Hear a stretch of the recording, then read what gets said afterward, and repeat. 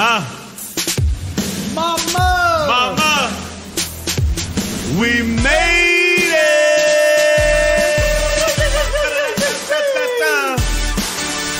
What it do though?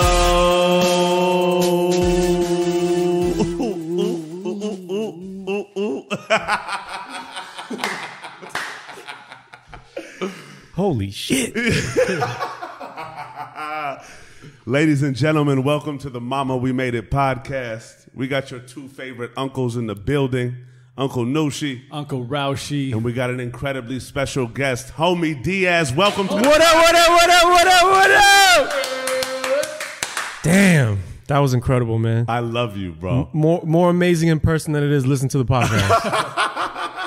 You're like, you can yell that loud in here. I love it. That's what's I'm up. so happy Thank to you, have bro. you here with us. Thank my you. brother. Thank you for having me. Yeah. This is, I'm just going to preface it this way.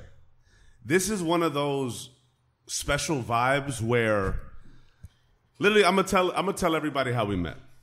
So we were over at an event that a John Geiger event for Forgiato. Our brother John Colombo did the marketing for the event, had me come out. What up? Shout out to John. Ali St. Q was there. Ali, Everybody, yeah. the family was in the building.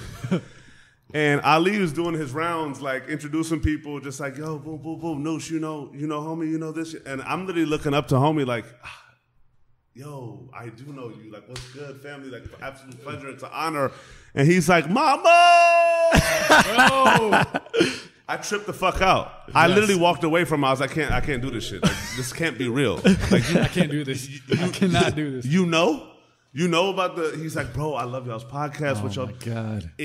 It's moments like those, I'm going to tell you straight up, it's moments like those that really just like solidify and give you the utmost gratitude towards what you're doing. You know what I'm saying? Especially when you have legends in the culture, and I say that proudly and loudly. Wow. Legends in the culture saying that. It's just like, whoa, like y'all listening. And it's an absolute gorgeous feeling, and it's an incredible honor to have you on. Yeah. Wow. And I'm so ready to dip and dive and just call our mamas mid-podcast. Yep. You're like, what it do? What did he Meanwhile, I'm over here thinking when I do the mama, he looked at me like, nah, that's not how you do it, man. Let me do that. He called me. I called him today. He's over there like, Mama! Didn't even let him say hi. I was I like, love just, it. Just got him. Facts. It was fucking gorgeous. Homie Diaz, my brother, you are such an incredible force in this culture, creatively, personality-wise, and I cannot wait for us to really dip and dabble through your journey as a human being on this quest.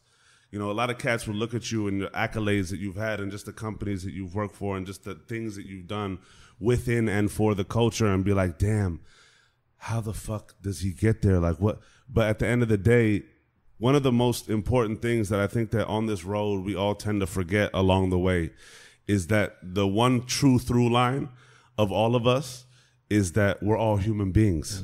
facts. You know what I'm saying? Like we start to like look at ourselves as our jobs and look at ourselves as our positioning and who we know. But that's all meaningless when it really comes down to the fact that we're human beings going through this road just trying to push ourselves and the culture forward. Yeah. Where did it all start for you, family? Where'd you come swinging out the womb? How far do you want me to go back? I want you to go back when you came out the womb. Whoa. Let's see, man. My mom and my dad were born in the Dominican Republic. Oh, wow. Yeah, and it's crazy because my dad is 6 years older than my mom, but they literally grew up in the same neighborhood. Really? And my mom is the opposite. She's the second to youngest. So my dad's technically the oldest, other than his stepbrother. And then my mom is second to youngest. Got it. So my dad actually grew up hanging out with her older brothers. Oh, wow. In the hood in Dominican Republic. Wow. Los Minas. Shout out to Los Minas. Anyway, so they literally grew up. They grew up together, but she was a little girl, like a little baby. You know, he's a little preteen, like hanging out with her brothers. Fast forward, they parted. The families went separate ways. They moved. My mom came to the U.S. to New York around like 15, 16. My dad ended up about 20. Yeah. You know what I'm saying? So it's interesting because then my dad hooked up with one of her brothers in New York and became his roommate. Obviously, it's fam. Like, yo, I know you, let's hook up. Yo, I'll be your roommate. Boom. So that's how my dad got reconnected with the little girl that was my mom. Wow. As like an adult. Yeah. So my parents got together. My mom was probably like 19 and he was like 25 or something like that. And then they had me at 20. She was 21 when she had me. Yeah. So it's crazy. So, you know, born in Queens, raised in Queens, you know what I mean? And then that was the lifestyle, man. Queens. What part of Queens? Flushing. Walking distance from Shea Stadium, not Citi Field. Let them know. You know. Let them know. So yeah, parents are still there, you know, living in Queens. And, wow. You know, it was an interesting. Yeah. What was that like growing up in Queens? So the block was hot. That's all I gotta say. The block was really hot. So I grew up around, you know, the street savviness. You know, was just outside my window. So luckily, my parents were very honest. I mean, my uncles weren't, but my dad. To this day, I can only say he was honest because he's the only one that didn't do time. So maybe he did something right, or maybe he just did something right. We'll leave it at that. I feel you. You know what I mean? So basically, you know, the streets taught me everything I had to know, at least to witness it and be like, yeah, I'm not going to take that step. You know, were your parents like enforcing control over you, or did they kind of give you the freedom to be a young kid, like going out and dipping and dabbling in the streets? A little bit of both. I mean, they were definitely strict. They were your typical Dominican parents, you know, cracking the whip at every second, you know, and they were always watching over me, not letting me go out as much when I was, you know, before I was 10. And then after I became 10, I really broke loose. I was skateboarding and going into the city from Queens into Manhattan. You can imagine at 11, 12 years old, that's quite a big step. Yeah. I had a younger brother and a younger sister, my brother being in the middle. So he was like my shadow. So I had to be responsible. So that taught me how to be, you know, kind of like a parent. Sure. So I had to be responsible for this. So something happened to him. That's my ass. So basically skateboarding gave me that outlet of not getting stuck in the street, you know, the corner hotness, you know what I mean? Like skateboarding really gave me an outlet to like be creative, and at least my parents could trust me doing that. Then like, all right, he's not doing, you know, the cliche on the corner stuff. You know what I mean? So that kind of helped, you know. But before you got really into skating, talk about kind of just what kind of kid were you? And because I can imagine growing up in that environment. Actually, I can't imagine, to be honest. But of those first 10 years as a kid, growing up, like you have your family and you were so unaware as children, really, of like what's right or wrong, what's good, what's bad. It's like, this is the neighborhood, this is my environment. And it's often just like the lack of exposure of anywhere else. You don't really have that context of like, my block is hot. You know, you as a kid, you're just like, oh yeah, that's my friend there, and that's his parents over there. Yeah. And I'm at the park playing. What was that like growing up just as a kid in that environment? Well, first off, I mean, in terms of the perspective I got from different cultures, I would spend the summers in the Dominican Republic. So I saw poverty like to an extreme, you know what I mean? Crazy. So we were poor, you know. I grew up in a one-bedroom apartment. So it was mom, dad, bro, and sis in a one-bedroom. It was like, good night, good night, good night. Like shoulder to shoulder, you know what I mean? For the first 18 years of my life. So, Really? But that to me was like wealth and like a roof over my head, and it was love and protection, because living in the Dominican Republic, when I would go there, you know, like some people didn't have roofs, literally. They just had tin sheets and like straw and stuff like that. And, and you know, so, you know, we would shower in the alleyways, and we would shower with the rain coming down. Like, so I saw, it humbled me, you know what I'm saying? Like at an early age. So when I would come back to New York, you know, I would say, man, it could be worse. You know, things could be worse. And to then learn that as a young kid like that. Yeah. And then to like get back to your question, like, yeah, you know, at first the block is hot and that's the norm. But when you witness murders and you witness like people getting really hurt, you're like, yo, this is crazy. Like I gotta step outside, really taking a clear look with left and right before I make any moves when I'm out here. So it was really like that. Yeah, it was really, really hot. So I would say that taught me a lot of right versus wrong. Sure. You know, from a distance, up close in DR, to like, you know, my parents, you know, smacking me over the head when I was out of place, you know. So it was quite a learning curve, and it was quite a test of upbringing. You know, like be careful what you do when you're out there, you know. Absolutely. How was like your relationship and dynamic with your parents, aside from them being, they sound like just incredibly strong parents who obviously like are pursuing an amazing opportunity to be in the U.S. But what was your dynamic like? One, as an only child for a little bit of that part, being the oldest, and in your relationship kind of with your parents in that type of intense environment, especially for a kid. I mean, that's not lightly, you know, and that's why I wanted you to talk about that, just to give some context to what did this really mean as a kid and how you were influenced by your parents at that time. Yeah, I would say that growing up being the first child, it was interesting at the very beginning and challenging because they didn't speak English. So my first language was technically Spanish. That's what I learned with them. You know, I didn't learn English until I really got a grasp of like Saturday morning cartoons, you know, and like that's when I really started to like listen to the English language and be like, oh wow, that's not what they're talking. You know, that's not what they're saying.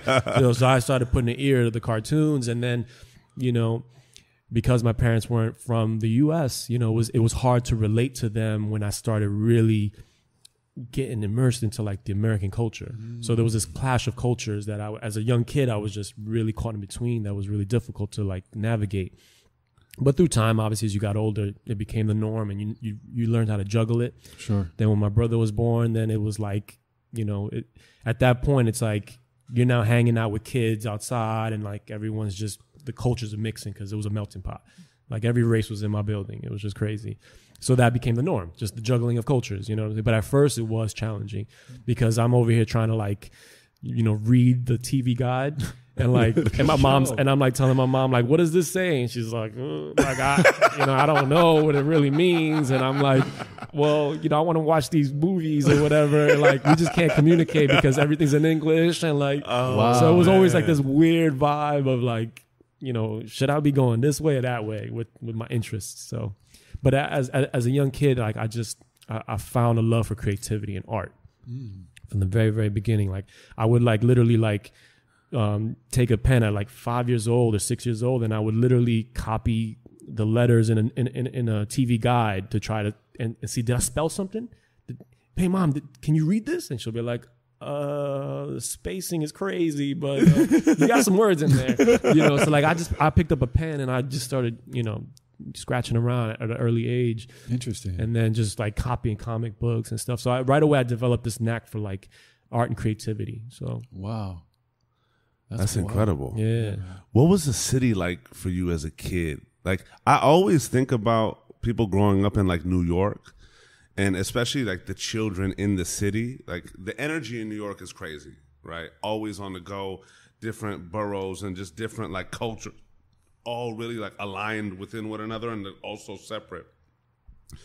Looking back at it, just like from your kid's lens, like what is it like for a child coming up and growing up in the city? Well, I mean, it's an abundance of culture, man. It's so much at your fingertips, you know, in terms of like seeing it, smelling it, hearing it. And that was actually, to me, that's a blessing because that opened my mind, you know, that for sure. That, you know, opened me up to diversity at an early age. And because at first my parents were very protective, well, they were always protective, but they would, we have a big family, a really, really large family. So we covered all the boroughs. So I would spend every weekend in a different borough at a different relative's house. So, you know, I got a real good sense of what Brooklyn was like, the Bronx, Uptown Manhattan, Yonkers, and then Queens. So we were all, and then Jersey too. So, you know, for me, the city was like amazing because like, there was so much going on in every neighborhood. Like, you know, like the block parties and like summertime would roll around. If I wasn't in DR or part of the summer that I wasn't in DR, like people would just be outside, crank the fire hydrant open. It's like a, you know, it's like a waterworks show. And literally like what you see in the movie. That's like, real. You know, like, and that was it, you know, and then sometimes like, you know, a lot of blocks would just shut down and, you know, close off the streets and have a block party. Awesome. DJs would come out and, you know, like, you know, so it was always eventful.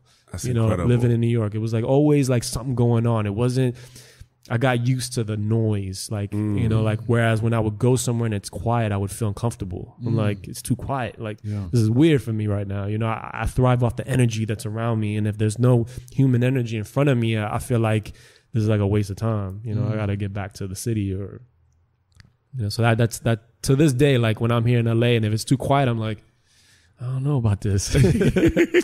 No, that's an interesting perspective to say it like that because we all know the pulse of New York. Like it's madness. It can be totally overwhelming. Like New York's the place where if you're coming from LA, you're going to New York. like it's the fucking most amazing place, and 3 days later you're like, I want to be back in LA. I literally just got back from New York, technically Monday morning. Took a red eye out of Sunday, and it's crazy because I was staying at my mom's, and she's like, "Do you want to shut the window down? Like, cause there's like a truck outside doing some maintenance on some shit." And I'm like, well, "Why?" I'm like, "Oh, you're not gonna be able to sleep." I was like, "Of course, I'll be the first one to knock out." Like, I'm just used to the sirens. I'm used to like all this stuff. Even though I've been in Cali for 10 years now. It's like, it is what it is. Part. It's like it's just a part of me. You could take the saying goes, you could take the cat out of the jungle, but you can't take the jungle out of the cat. You know what I mean? And that's just the way it is. Like I go there and I'm like, yeah, this is, yeah. I don't forget. That's what home feels like. Yeah, I don't forget what it's like. People be like, oh, you've been away for a minute. I'm like, don't matter. You know? That's crazy. Going back to your creativity and as you kind of started to develop as a kid, and just going through that kind of elementary, stage and growing up just as a young kid, was creativity and drawing, did that begin to evolve with you, or was it something that just kind of was always on the side, or did it become a bigger part of kind of like who you became? Definitely became a bigger part of what I've become because, so I mentioned earlier that I started skateboarding. Yeah. And what really turned me on to skateboarding was a combination of two things. One, I was in the Dominican Republic. Someone had a banana board, and I was like 7 or whatever, and I jumped on it. And it was fast, like the wheels, the bearings were really fast. I was like, whoa, I'm gonna bust my ass. So I was like, let me sit down on this thing. Let me get on my knees on it. Yeah. And I started doing that, and I started getting down the block, and it went really fast. And then I kind of fell off of it a little bit, and my knee skid the ground. So like I got hurt, but I was at the same time I felt defeated. I'm like, I'm not gonna let this thing defeat me. I wanted to get back on it, but my cousin, who's the owner, was like, no, you're gonna kill yourself. Yeah. So I came back to New York thinking like, I want to skateboard. Wow. But that didn't happen for like another year or two after that. But what really got me back into wanting to skate was the graphics on the boards, the art of it.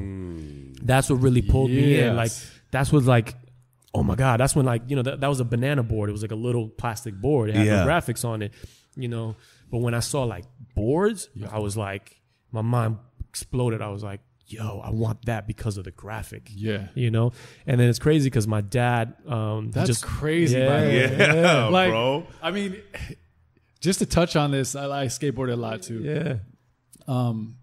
I never thought about, because the graphics are such an important part, and then you get sucked into the brand. You're like very loyal to it. Yeah. But the graphics are wild, and I would never think like that's the reason you get it. It was always kind of a product of skateboarding. Yep. But for that to be the catalyst of getting into it is fucking awesome. Yeah. Thank you, man. Yeah, that's what lured me back into it. In all honesty, it's like I kind of forgot about it for a minute, and then it was the graphics, man, that pulled me in. And then my dad, he just retired. Congratulations to him. Shout out to Pops. Yeah. He he worked as a maintenance man in a building down the street from us. So I would have to deliver his dinner because he worked from noon to 8:30, just down the street. So I would literally, as a young kid, maybe from the age of like 10 or 9, I would have to walk down the street and deliver his dinner. So one day I walked into his room, his porter room, his break room, and I remember seeing this dude every so often when I would deliver his dinner. This dude would come skating by, like an older dude, and I was like amazed, you know what I'm saying? I was like, holy shit, this dude. And then I would see other dudes on their boards they were rare. There weren't a lot of skaters. They were just like, it was like when you heard a skateboard, it was like you just saw a unicorn. It was very rare. And it was like, you would stop. You would be like, oh my God, a skateboard. You know what I'm saying? It was like, it was crazy rare. So, especially in Queens. Yeah, I was going to say, because it's actually like in New York. Yeah. I mean, the skate scene was big, but not in Queens though. No, not at all. So it was like, again, as a little kid, you're just shocked and paralyzed when you see a skateboarder coming by, because it was probably once every other 3 months, if you happen to see one. So there was a guy that lived in his building that I would see once in a blue moon, jumping out the building, taking off. And I'd be like, oh my God, it's the guy. The unicorn. It's that guy. You know what I'm saying? I would never get to see his face. I just saw his with a hat on and just taking off. Like a superhero. Superhero for real. Yeah, and then one day I saw the graphics of the board as I was entering the building. I was little, so eye level was just slightly above the board, and I saw the graphics and boom, hit the ground, took off, and I'm like, I don't know how many months later, I come to deliver my dad's food, his dinner. I'm in there, and sometimes I would stay and watch him eat and talk, and then I would just take the stuff back, the plates and everything in the bag. And all of a sudden, I see under a couch in his break room, I see the board.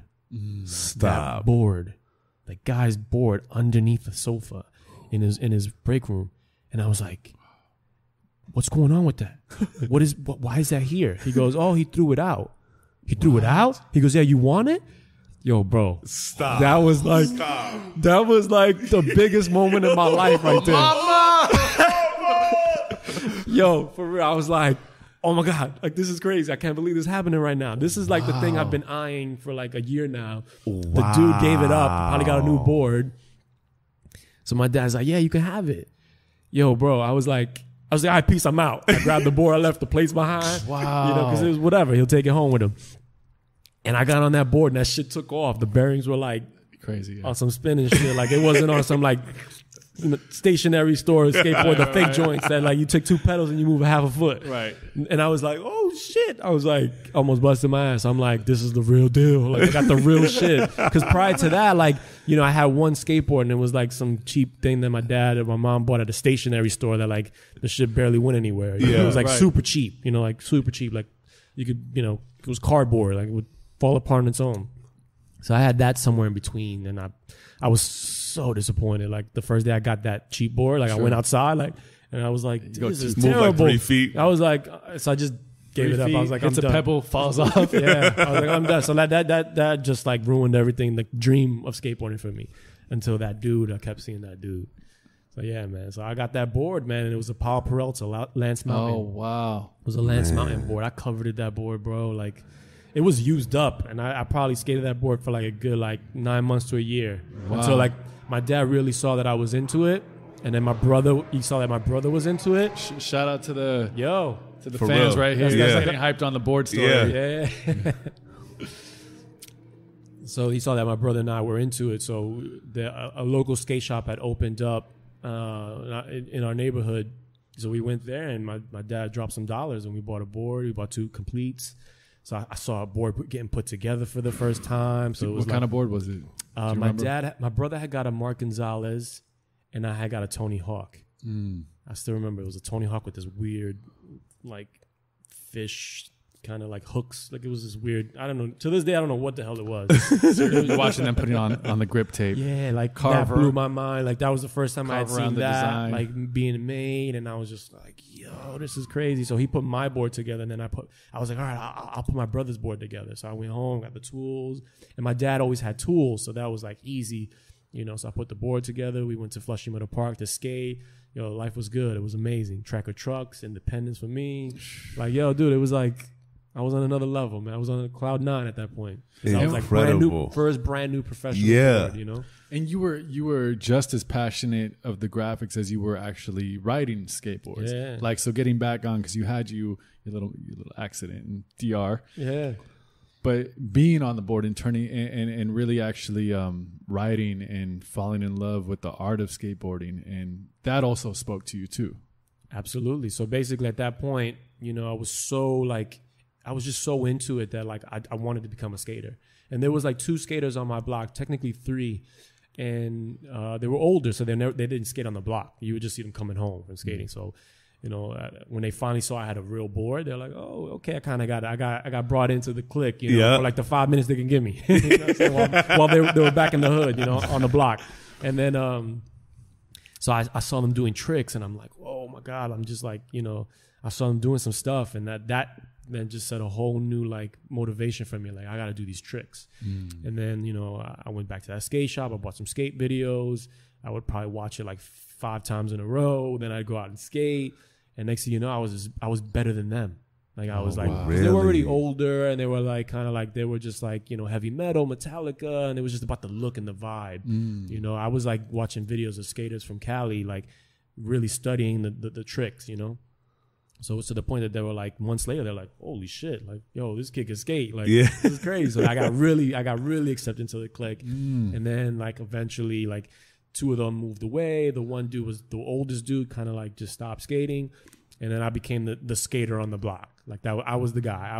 That's the skate kid. That's crazy, He's dude. the skate kid, and the whole block knew me as the skate kid. And again, going back to that kept me from becoming a part of any one clique within the neighborhood. So no one can say, "Oh, he's a part of that clique. He's a part of that clique." They'll be like, "He's just a skater." Like, you know what I'm saying? Because everyone was in gangs or like in cliques, and like, "Oh, he's from Ash," or "He's from Colden," or "He's from," you know what I'm saying? And like they would rival each other every so often because of drugs or whatever, and they would always find some beef. But with me, they were like, "Yo," when they would try to beef with me, they'll be like, well, I kind of saw him hanging out with both of them, so we don't know where he lies. So Did they give you the pass? Yeah, so I got it was kind of interesting. I got the pass because I would go to the projects, like I would go to different boroughs, and they could never pinpoint me. Oh, he's of this, he's from there, he's from this clique, you know. So that kind of helped me from getting my ass rocked a couple times. You know what I mean? Yeah. Like, That's such a unique position, because what were your friends doing at the time? 'Cause, I mean, look, as kids, we're so susceptible of just not even thinking about ourselves. We just do what our friends do. We just like, you join, here's your friends, you grow up with them, whatever they do, even if you're not totally into it. You're just a kid. These are the friends you hang out with. So to be this one skater among this community of people that don't even have the skate culture surrounded, where'd you fit in, like, just among your friends? So yeah, with my friends, I mean, I was kind of like at first like kind of an outcast because they just didn't get it. Skateboarding wasn't the thing. Far from it. They were like, we don't get this stuff, you know. Like my style was eclectic, you know, where I was listening to Metallica and hip hop and Spanish music. So I was all over the place. Oh wow! So they couldn't really figure me out at first. And then it wasn't until some time later that skateboarding started to become popular. And then they really saw me progress and become an incredible skateboarder. So they were like, yo, this is dope. So then next thing you know, I wasn't the only skateboarder on the block anymore. There was like 7 of us now, you know, because they were following my lead because they were like, yo, this is dope. This is cool. And the reality is that because of skateboarding, going back to the fact that I started venturing out and going to the city, I was then now hanging out with people from different areas. And my clique became very diverse. You know, my group of friends that I'd probably spend the most time with in the city were from the BX, were from Jersey, were from Philly, from Connecticut. They were from all over. So that was like my first taste of like networking. Oh, wow. So now like that allowed my name to branch out of Queens. Awesome. You know, I became the Queens dude. Like I was like the Queens head representative for skateboarding culture. I feel that. It just happened that like it wasn't like it was never said that way, And but it was like from Queens. You know, it was like I was holding Queens down when we were in the city. Like, oh, that's the dude from Queens. Did you kind of realize like being really good at something allows people to gravitate towards you? Was that kind of in the frame of mind of like, look, like I'm really dope, and being really dope brings this? Yeah, I mean, interesting enough, like because I was, you know, by the time I was 12, I was a pretty good skateboarder. Like I had like hundreds of tricks. Like it was like, you know, I was banging tricks out, and they were like, then I was meeting new skaters that were just either starting or struggling with a trick, and I'd be the first one to show them, like, yo, here, let me show you how to do this. You know, whereas there was some skaters that would be like, nah, I'm not going to show you how to do these tricks. I'm going to be the one to know. I'm going to be known for that tray flip. I'm going to be known for that kick flip or the heel flip. I was the first one to be like, oh, no, come here. Like side by side. Let me show you. And I never felt that need to like keep it to myself. I was always like, you know, sharing and being like, yo, I can show you how to make that better. Or, hey, look, when you lean back a little bit here, and like people just started gravitating. We're like, yo, homie will show you. And they just started pointing people my way. And I'm like, yeah, come on. And it just like, next thing you know, like my 15 block radius, we ended up being like 20 strong skateboarders. Wow. You know what I'm saying? It just, you know, and of the 20, you know, 5 of us were core. Like we were in it. The other ones were like, take a hiatus. You know what I'm saying? Yeah. You could tell by their board. Their board was still nice and clean. You know, like we'd be on our 5th board in a month. They're over there like taking the board and just doing the artificial scratches. Like, you know? So we were like a good like 5 strong within like the, you know, 15 block radius that we were like a clique. And then, you know, shout out to my moms, you know, she's like an ill cook. So my house was like the meeting grounds. Like everybody would come to my crib. Like legendary skaters have come to my crib because when they come to Queens, I'm going to homie's house because there's food, there's skateboarding videos, and he'll be quick to show a new trick off and like teach us it, you know. So like my crib was always like the door was always revolving with people coming through. Even on school nights when my parents wouldn't let me skate because they were strict. They're like, nah, you can't skate on school night. You know, you got to stay home. You know, people would come to the crib and they'd be begging my parents, come on, let him come out and skate. Let him come out and skate, please. And they would give in, like, all right, for an hour. Like, I'd come out and skate in front of my building. Wow. So, like, yeah, like, it'd be like 10 skaters in front of my building. Like, you know, the corner's hot, you know, with the little entrepreneurship. And then, you know. The hood entrepreneurship. And then, like, my building is just fucking hotter because it's like, you know, mad banging going on in front of my building. Yeah. I love ultimate camaraderie though. Yeah. And that, I mean, that's such a beautiful thing about skateboarding is like, and we've talked about this too with some other guests that really were uprooted in the skateboarding culture. And it really is a culture. It's a community. It's an art. It's a sport. And the fact that it's so like individual too, and can be such a community thing as well, makes it one of the most unique things ever. It's absolutely, just, you know, just looking from the outside in, what it really does, even for your identity. Yeah, you know, was it so tied into skateboarding, or was there another part of you that was also blossoming in some other ways? Looking back, like I said, there was another part of me blossoming, but at the time it was all about skateboarding. Like, you know, I took my board with me everywhere, family reunions, on vacation, like anywhere and everywhere I was going, I had to have my board with me. I would be incomplete. It's like today, like a cell phone. If you forget your cell phone at home, you're naked. You're like, you're uncomfortable. Your anxiety kicks in within 5 minutes of not being with your phone. That's how it was with my board. But again, what was blossoming was the art. You know, the curiosity. Like, man, how do they get the graphics to be so crisp? How do they, like, what do they use? Like, how, you know, there was no internet. I couldn't look up how boards are made. Like, so it was always a curiosity that I couldn't look up how trucks were made. So it was always a curiosity of how the product was designed, conceptualized, designed, and produced. So with everything, toys, video games, I always had this curiosity. Anything that had to do with graphics or just beautiful product, I was always curious. I was like, man, how was this made? Whereas I would try to like sculpt something out of clay and it'd be far from like anything like it. I'm like, what do they do? Like, is someone doing this by hand? And like, what are they doing? Like, does someone draw these graphics and they kind of make some sort of transfer paper? Like, what, how, you know? So anyway, so I was always curious about that stuff, and that just fed my hunger to be more and more creative, to someday crack the code. Someday get closer to the inside look on how this is made. Yeah. Like, I would take my G.I. Joes apart. I would take things apart just to see the internal workings of it, to figure it out. You know, anything I could take apart, I would do it once at least. If it, depending on what it was, if it was really expensive and my parents would kill me, but like a video camera or something. But like, I would literally take the VCR apart. I would take the remote controller apart just to look at the insides and just be, you know, totally like blown away and like confused. I was like, you know, how's this done? So that was blossoming, that curiosity of product and creation, and you know, the rest is history. But we'll get there. We'll get there. I want to talk to you culturally, right? Like, as you're coming up as a youth, your skating chops are really developing. You're building your core community. You're able to really like navigate the city and go beyond, you know, the bounds of just walking or taking a bus or going somewhere. You're really getting to not only see the city, but feel the city's heartbeat, right? And I feel like at that time, you know, skateboarding, culture, fashion, music, all of these things are just intersecting. Like, and skateboarding, to be honest, I feel like is one of those tried and true sports where it really is the driver of culture and community, right?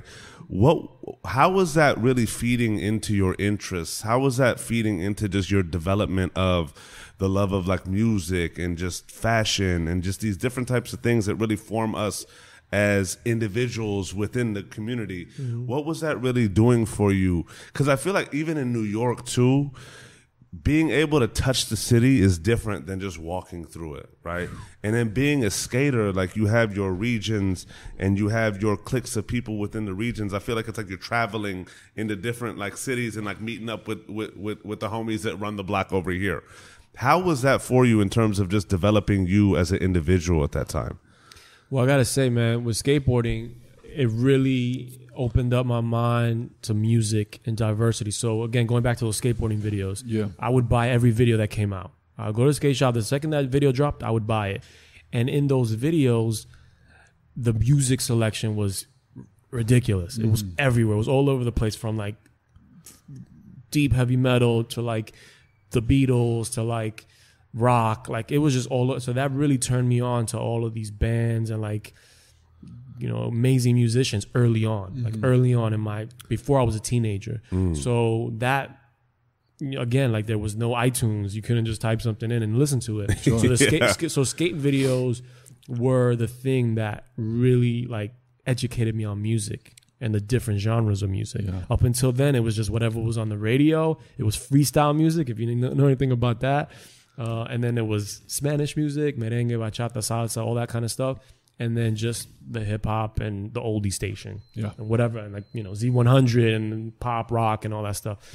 Whereas that was new stuff, you know what I'm saying? Whereas skateboarding, it'd be anywhere from new music to like oldies, you know, and all in between. So, you know, in one video you can get 12 genres, you know, in one video. So that really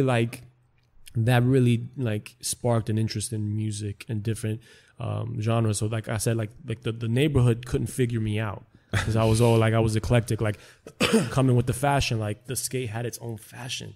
Like we were wearing baggy pants, bell-bottom pants that would cover your shoe. So literally if you're standing, you wouldn't see your feet. And they were like, what the fuck? The hood is like, what is this? Like, what is this right now? You know, like, so we had our own code, you know what I'm saying? Like I was buying skateboarding apparel, you know, New Deal, you know, stuff like that, big jeans and stuff like that, you know, Plan B, fuck jeans, like all this weird shit that they're like, what is that? You know, what's fucked? And I'm like, you know, that sounds cool, but it looks weird. And where'd you get it from? I've never heard of it, you know? So, and then I would rock skate shoes. You know, my parents didn't have money like that. So they'd buy me a pair of skate shoes and I would wear them to school, break them in for like a month and then skate them. Because they couldn't afford to buy me Jordans and skate shoes. They're like, no, you got to pick one, buddy. So, you know, I would, you know, obviously try to like salvage my skate shoes by putting shoe glue on it, and duct tape, you know? Yeah. We just went somewhere right there with that. No, the shoe glue is for real. Yeah. Like, you know anything about shoe glue? So shoe glue, you could buy it at Home Depot right now. That's about the only place you could buy it, really. So shoe glue is literally, it's like melted rubber in a tube, like a toothpaste. Really? So you literally, it looks like a tube of toothpaste.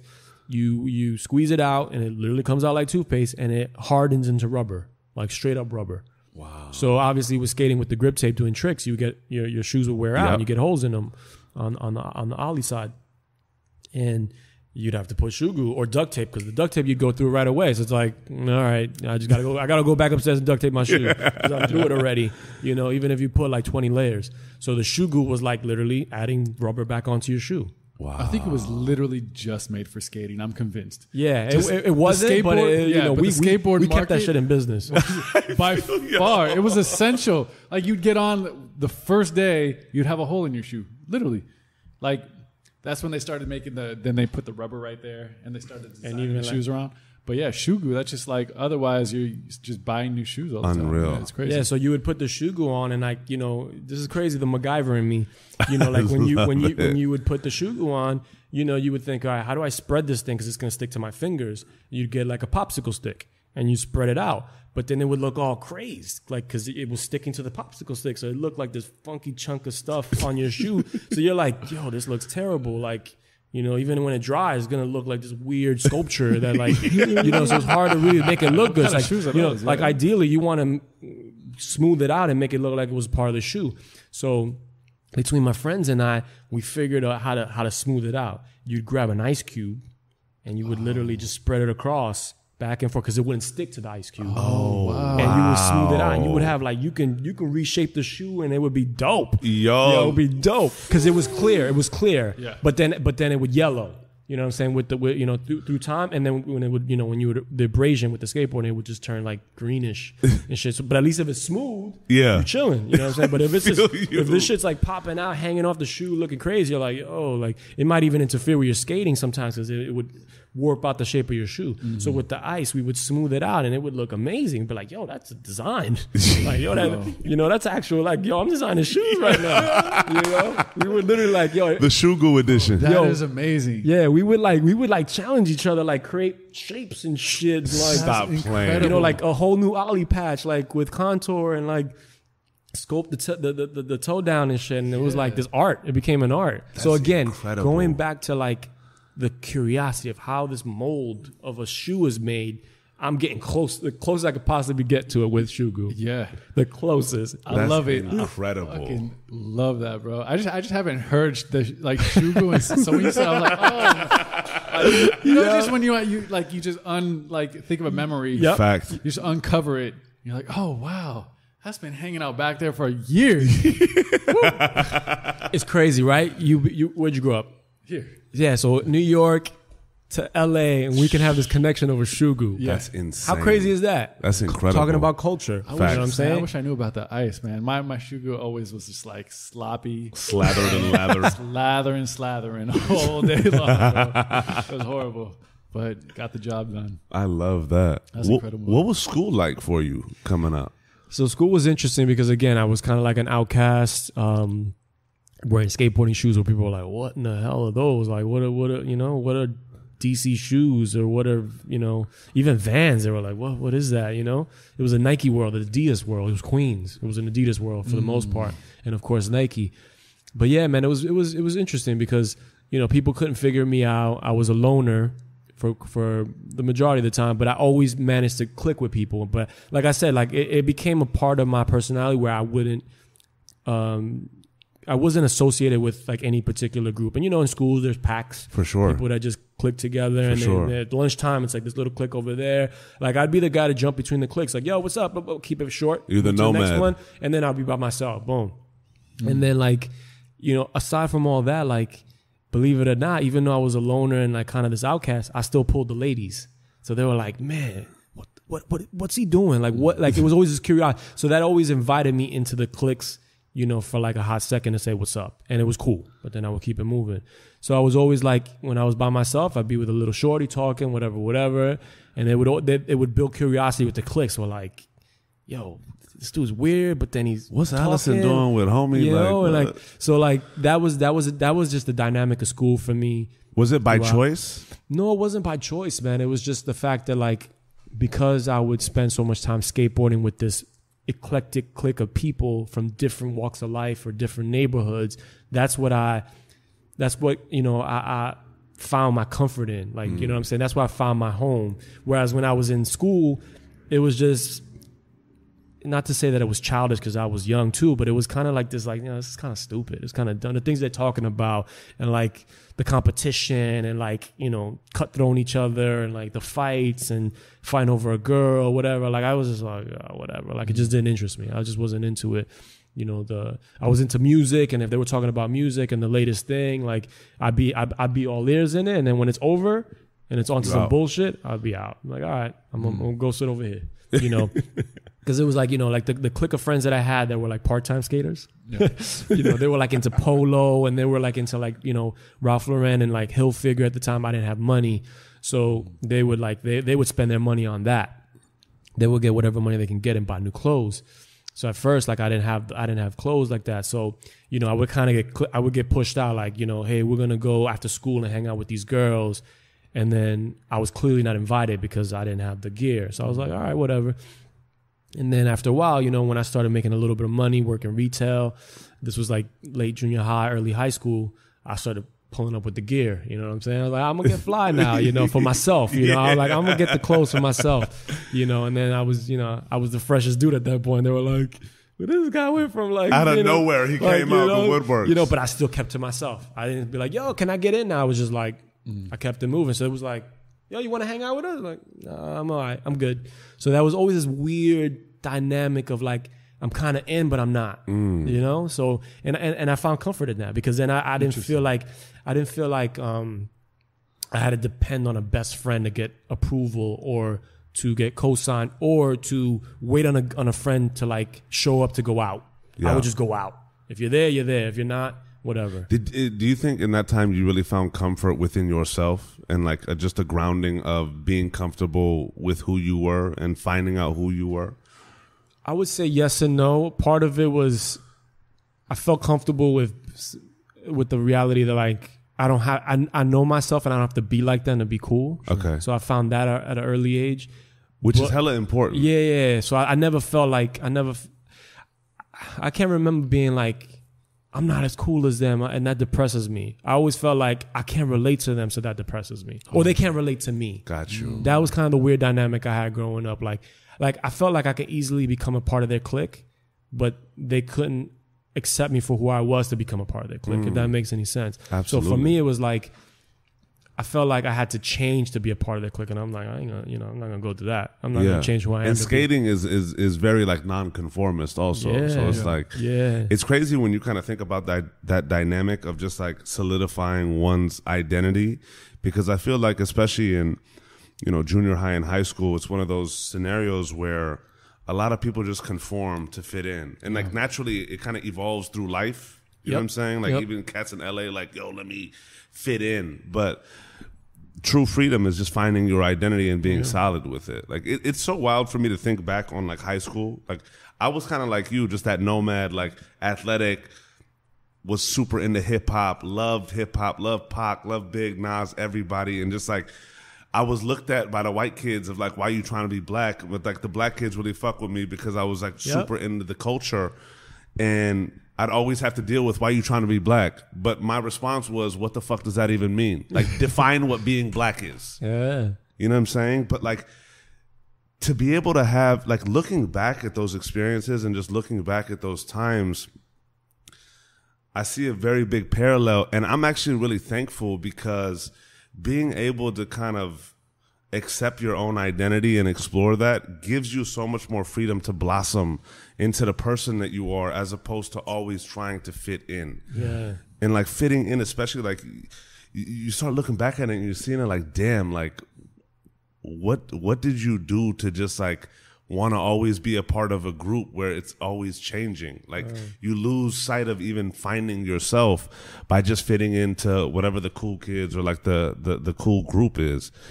It's an incredible, instance to even see in your life that you were able to really just like internalize you, even though there was kind of like thoughts towards where do I fit in? How do I even, they don't understand me, but just that level of comfort within oneself to know that you had an identity and it was okay to a degree is an incredible, mental space to be in. And very liberating when it just like comes down to figuring oneself out as they grow in this universe. You know what I'm saying? Because we could be pulled in so many different directions, especially if we just want to be down. Yeah, exactly. You know what I mean? What was it that kind of pushed you towards getting a job early on? Because that's young, junior high. Yeah, man. Because like I said, my parents didn't have money, and then my brother came along. And then obviously the little bit of money that was coming to me was getting split, going to him.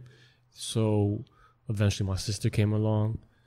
So at that point, I'm like, I had needs, I had things I wanted. Skateboarding is it's not a cheap thing to be involved in. Boards are expensive, sneakers are expensive. Shugu could only help you so much. So Shugu was expensive too. It was.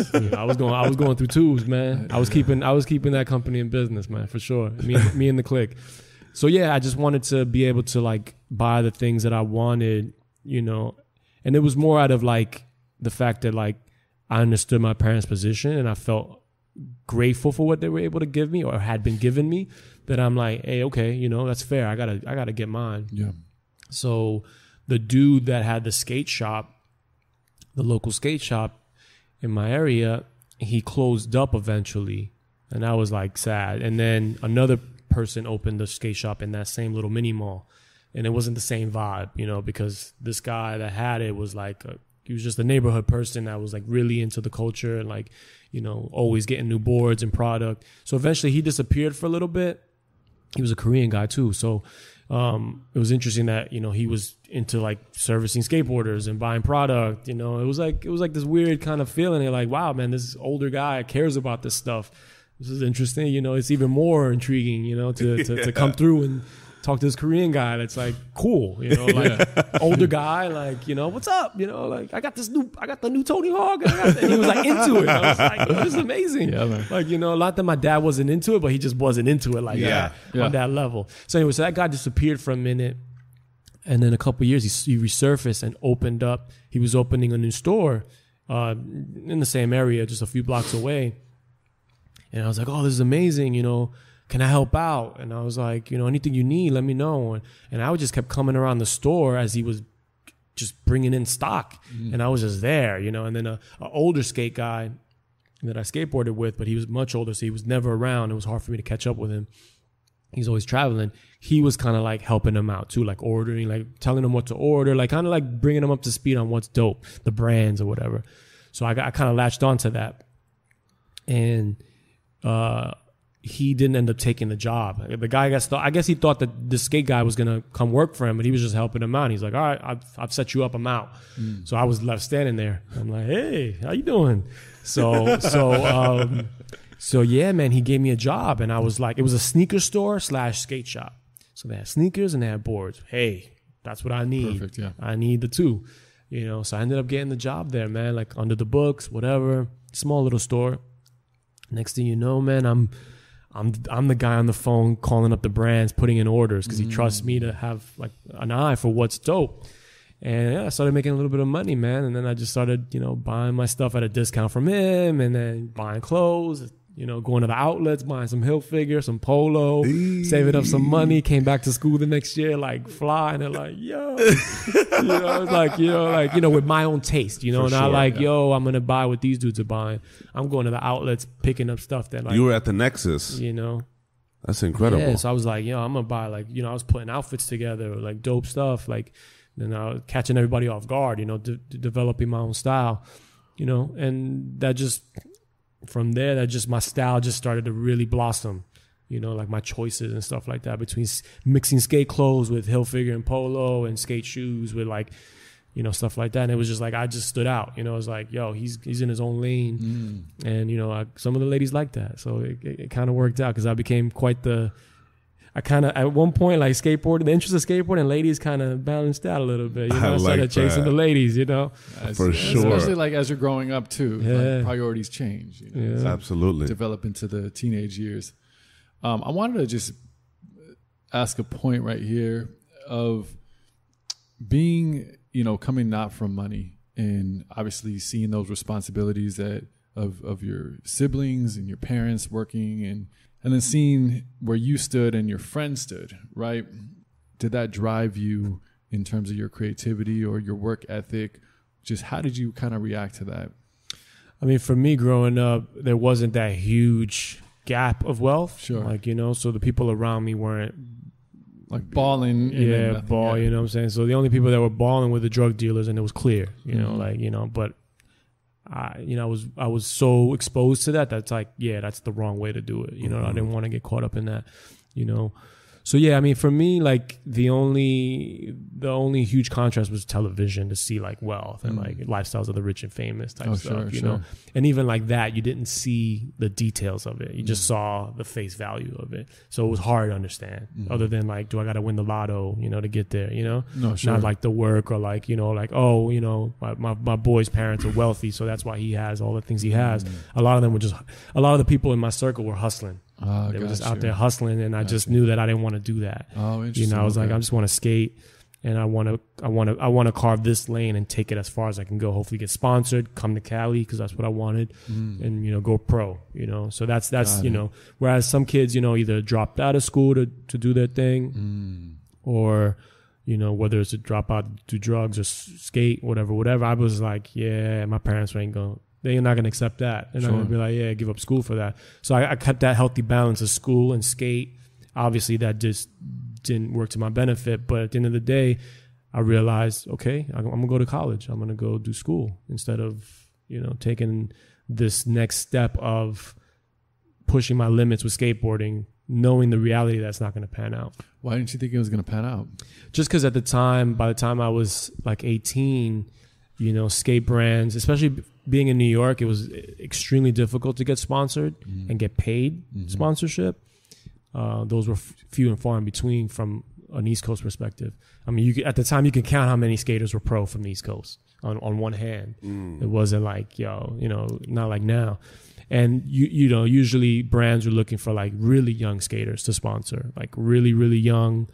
Unfortunately for me, when I was 12, between 13, and I was in my prime, and I was incredible according to my friends and the people around me, skateboarding industry wasn't popping like that. There wasn't that money, wasn't in the industry to like kick it my way. It just didn't exist. I was just the wrong time. Sure. Had I been like 13, 3 years later at that level, maybe. Right. But by the time I really hit my peak, it was like there was no money in skateboarding, and I was from New York. So I realized that I was like, get it. I got it. Let me just follow my passion, my other passion that came from skating, which was art. How was art blossoming during your high school period? So I was and I went to Bayside High School, and it was known for art, sports and art. I mean, they had a fabulous football team and baseball team, women's baseball team too. They killed it. Really? They were like really good. But they had an art program for whatever it's worth. I mean, art, but nothing crazy, but they had art. You know what I mean? Yeah. So I went there for that. I went there specifically to say, hey, I want to go here for art. And were you still drawing at the time? yeah, I was definitely drawing. I was always drawing stuff. Okay, like so that stayed with you. Yeah, I was always drawing like little cartoon characters and like literally copying comic books line by line. Again, how do they do this? Like trying to mimic it or take it apart. Sure. It's either how do I copy it or take it apart to figure it out? So I was always collecting comic books and baseball cards and whatever, and actual comic book cards that they were doing at the time, like baseball cards. And I would literally try to draw the characters and mimic it like 100%, challenging myself to get the lines right, the shading and the colors. So that was always happening. And for making the decision to go to art school, did you like throughout high school excel in art classes? Was this becoming a more like prominent part of your life, or was it coming out of like you just needed to pick something to focus on as you kind of take this next chapter? Yeah, interesting enough, like the art program wasn't like this major thing there. I mean, it's not what you would expect it to be. It was just It's a normal art program. It's just a normal art program. It wasn't like pushing the boundaries. It was just it was light for what I would say. Looking back right now, it wasn't like this amazing school that offered this incredible art program to really broaden your horizons and challenge you to create something. Yeah. It was just whatever. So I felt lost because of it. I didn't feel like the art classes were teaching me anything. I didn't feel like, wow, because of this art class, I've developed this skill. Oh, wow. I just felt stagnant. I felt like I'm just kind of doing the same thing I've always been doing. You know, you're not teaching me something, groundbreaking. They're like, here's a TV guide. Now draw it. Yeah. So yeah, it wasn't like that. It wasn't really pushing it for me. Like there was talent in the school. There was people that were talented, but they were just talented. It wasn't because they walked in and they had this small bit of talent and this teacher just made their talent rigorous curriculum. Like, it wasn't like, so there was people that were better than me and more talented than me. And then I was just here and I just felt I was in the same place. So it kind of discouraged me a little bit because I felt like maybe art's not the way to go. It's not, and obviously the teachers were pushing law school or the usual suspects, like the cliche things to go to school for law, whatever. Stability. Yeah, like nobody was saying art school. Like I wasn't hearing teachers talk about art schools. I wasn't hearing teachers telling us about what are the top 5 art schools. You know what I'm saying? Sure. So I'm like, what am I doing here? And it's crazy because if I back up a couple years, when I was early on, when I was skateboarding, and it was that clash of art and skateboarding, and I was clearly into art through skateboarding. I would be at family reunions every weekend in a different house. And, that question would come up. Hey, what do you want to be when you grow up? What do you want to do for career-wise? And I would say, I want to be an artist. And I would get negative feedback from family. And I remember this one time an aunt of mine said, in a group setting, a dinner table or whatever with the whole fam, she goes, artists don't become successful until after they're dead. You know what I'm saying? Painters don't become like who they are until they're dead and they're gone. You know what I'm saying? Like Picasso wasn't Picasso when he was alive, whatever. So I was like, oh, gee, thanks. For real. Shut it down. You know what I mean? So then my mom, I remember she noticed my reaction of like, oh, whatever. Thanks for the support. And I remember we were driving home. I still remember this, man. We were driving home, and my mom made a point when we were driving by this store, and my mom says, "Oh, it was a new perfume shop that opened in the neighborhood." We were driving home. And she's like, "Oh, wow, this new perfume store. I wonder if they have the Oscar de la Renta new perfume in there." I was like, all right, whatever. That was random. Like, my mom just being like, I want something new, whatever. And then she goes, and she says to me, she goes, "Hey, you know what? Oscar de la Renta's Dominican. And he's a real person. Like, he's, and he's a designer. Oscar de la Renta's a brand, and he's a Dominican guy." And I was like, oh shit. Like, he's living, he's successful. So she made a point to like, kind of like that mama shout love. out to mom. Yeah, for real. So, I was young. I was like, I want to say anywhere between 12 and 14-ish in that range when she said this to me.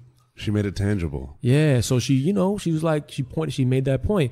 And up until then, there was no internet. So it's not like I could look this guy up and just, I had just loosely heard the name maybe in a commercial or something. So the name rang a bell. But Dominican, and he's a real person. At the time, I'm like, Versace and all these brands are made up people. I don't think they're real people. They're just names, going back to skateboarding. Like, I was so naive in this curiosity that, you remember Santa Monica Airlines, the board company? Yeah. So I'm like, oh, so you got to be like a real company to make a skateboarding company? You get what I'm saying? Like the naivete, like, I'm like, how do you come up with these? How do you become a real skateboard company? You have to have the rights. Like, I'm just lost. I'm like, how do these things work? And like Santa Cruz, and I'm like, how did they come up with Santa Cruz? And someone would be like, oh, Santa Cruz is a place in California. I was like, oh, so to be a skate brand, you have to be an official town, like just like being like, I just, you don't understand how these things work. And then Santa Monica Airlines, and I'm like, oh, I'm starting to piece. You don't have the internet where you could just like dive in. Like, oh, I'm starting to piece these things together, how these things work, and like, I love it. You know what I'm saying? And then it's like, Paul Peralta. It's like, one of the hot boys on my block, Dominican guy. His last name was Peralta. Oh wow! So he's like, yo, come here. That's my name on your board. And I was like, what? Peralta, that's my name. And I'm like, wait, what? So you got to have like a real name to have a skateboard company? Yo, I'm like lost. I'm like, how does this shit work? Paul Peralta, you've seen Tony Hawk. You know what I'm saying? So I'm like, how do these skateboard brands become? Like, how do you make a skateboard brand? Anyway, so going back to the point of my mom. So she made this thing real for me. I'm like, oh, he's a designer. He's got perfume and he's got dresses and like he makes clothes. And I'm like, so that in my mind was like, yeah, I could be an artist. Yeah, I could do this. That's a real thing. Like, awesome. Yeah, I'm gonna keep doing what I'm doing. Fast forward a couple years later, it's like my senior year in high school. I go into my last Spanish class of the year. First day of the class, new teacher, whatever, new level. I walk in. She's happens to be a Dominican woman, super beautiful, whatever, just beautiful person, beautiful look, and everything about her was just like, I'm happy to be in this class. This is dope. You know what I'm saying? Like, this is dope. Here. So, her class was like really dope because she had like picture frames on the wall. Like, she kind of made it inviting, It was like, oh, this is dope. The vibe is dope. And she says, at some point, she says something to the effect of like successful people in the world, like Oscar de la Renta.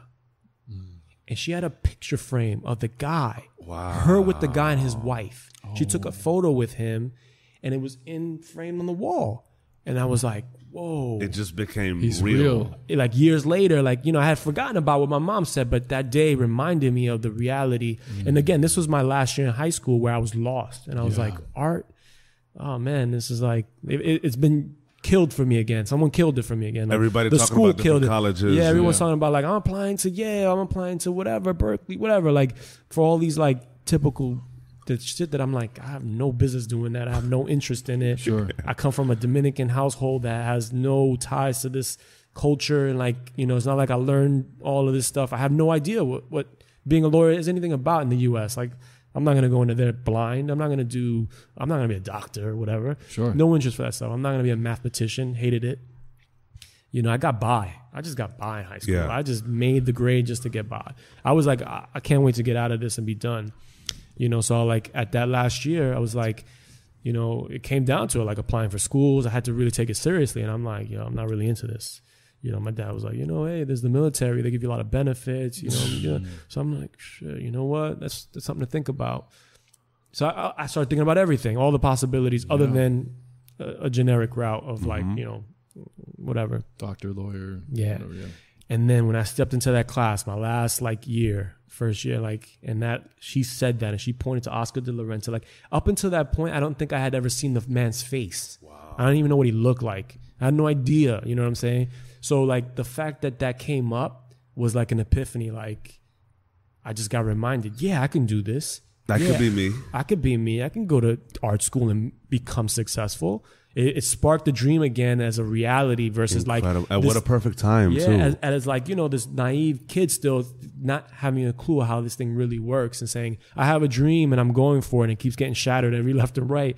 And now I'm like, the world, it works in this crazy way, man. Like the universe. But that one picture set it off. Wow. And I started looking into colleges for art school and this and that. And... it came down to applications. Like, you got to turn in your applications. You got to do your essays and all this stuff. And I was like, whatever. I brushed them off. I probably applied to like one community college just to like check the box and be like, all right, I did one. And then I got fixated on Parsons School of Design. What was it about Parsons? Just like I had mentioned, like no one was saying, here are the top 5 art schools. No one was educating me. So I started to venture out and look. And a friend of mine who was a year ahead of me at Bayside High School, he got into Parsons. So I'm like, and he was an talented artist. Where's Parsons? It's in the city. It's in Manhattan, in the Village. It is. Yeah, it's near Washington Square Park. Yeah. So, and then like, I got the word that like Donna Karen went to Parsons, and like, I'm like, that's where I want to go. So shout out to my man Omar Hernandez. Like he went to Parsons, and I saw it through him, his like experience the first semester, and he's like, yo, this shit's crazy. Like I'm like, yo, I want to do this, So I applied, and then I remember one of my teachers were like, hey, did you apply to school yet? And I was like, no. And they're like, you got to get on it. And I was like, all right. So he followed up with me again. He goes, did you apply to school yet? And I was like, I did. He goes, which ones? And I was like, well, just one. And he's like, just one? I was like, yeah. He's like, what? And he's like, what'd you apply to? And I was like, Parsons School of Design. He goes, oh, good luck with that one. Because it was like a tough school. So again, shattering the dream. And I'm like, and he's like, that's not a smart move. Like, that's not a smart move. One and that, like, buddy, you're like, dude. He literally looked at me like, what a dumb motherfucker. Like he looked at me like side-eyed, like, God, this idiot. Like what have we not taught this kid anything in this school? You know what I'm saying? Just finally, like, you're excited, you see the possibility, it's real. Like, so he was like, you should apply to some other schools real quick, because it was like the deadline, it was like the deadline. Like I had to like, he was like, you should just throw some Hail Marys into the business. And I'm like, I'm gonna take my chances, man. I'm gonna go this route. And then sometime later, like, they had Regency's exams. I don't know if they have that here. Called a Regents diploma. No. So it's like this extra harder test on top of all your tests. Okay. It's like a state thing, and it's like taking like the SATs, but for like each subject. It's crazy. So like you would have to pass this Regents exam for all your classes, from math, science, English, and whatever else. And it was very challenging. It was like taking the SATs in high school. Yeah. And you would graduate with a Regents diploma. So like right away I was like, do I need that to graduate? They're like, well, yeah, but not really. But we expect you to pass it, blah, blah, blah. And I'm like, fuck that. I'm not studying extra. I'm just trying to get by to get out of here. Right. I'm not trying to study on top of that to take this crazy test. That's like, I've heard that shit's like an hour and a half long to take for every class. I'm like, I'm done. So sure enough, I failed on them shits. And then like my math teacher walks in, and like whatever, like the grades take a while to come back. And I remember that going in, I took the test because I had to take it. I was like, I failed this shit. So whatever. And I walked into the math class, and the dude says, all right, whatever, math, your Regent scores are coming in next week. And, reminder, if you fail, if you didn't pass, you fail the class. And I was like, what? I was like, I'm trying to graduate. I was like, you and me outside right now. Stop. To the teacher. I was like, because I didn't want to have this conversation And in front of you didn't realize that, like, if you had failed it, you failed the class. Like Oh, it kind of like, it was like never really put out there. It was kind of like subliminal, but like, you know, they just expect you to pass and they expect you to like study for it and pass it to get a Regents diploma. Cause they're like, it's like they almost saw it as like, it's the thing to have. Like everyone wants it, but not really. Yeah. So they kind of tried to Jedi mind tricking into the, you want it. Yeah. You want a Regents diploma. The school probably gets money. Exactly. So I was like, you, me outside right now. She's like, okay. And I was like, I stepped outside and I was like, I opened the door. I was like, come out. I was like, look, my man, look, I'm not here for a Regents diploma, period. You cannot fail me. I did not fail the class. I passed the class by a hairline, but I passed the class. Like, you cannot fail me. I'm out of here. I got to graduate. yeah.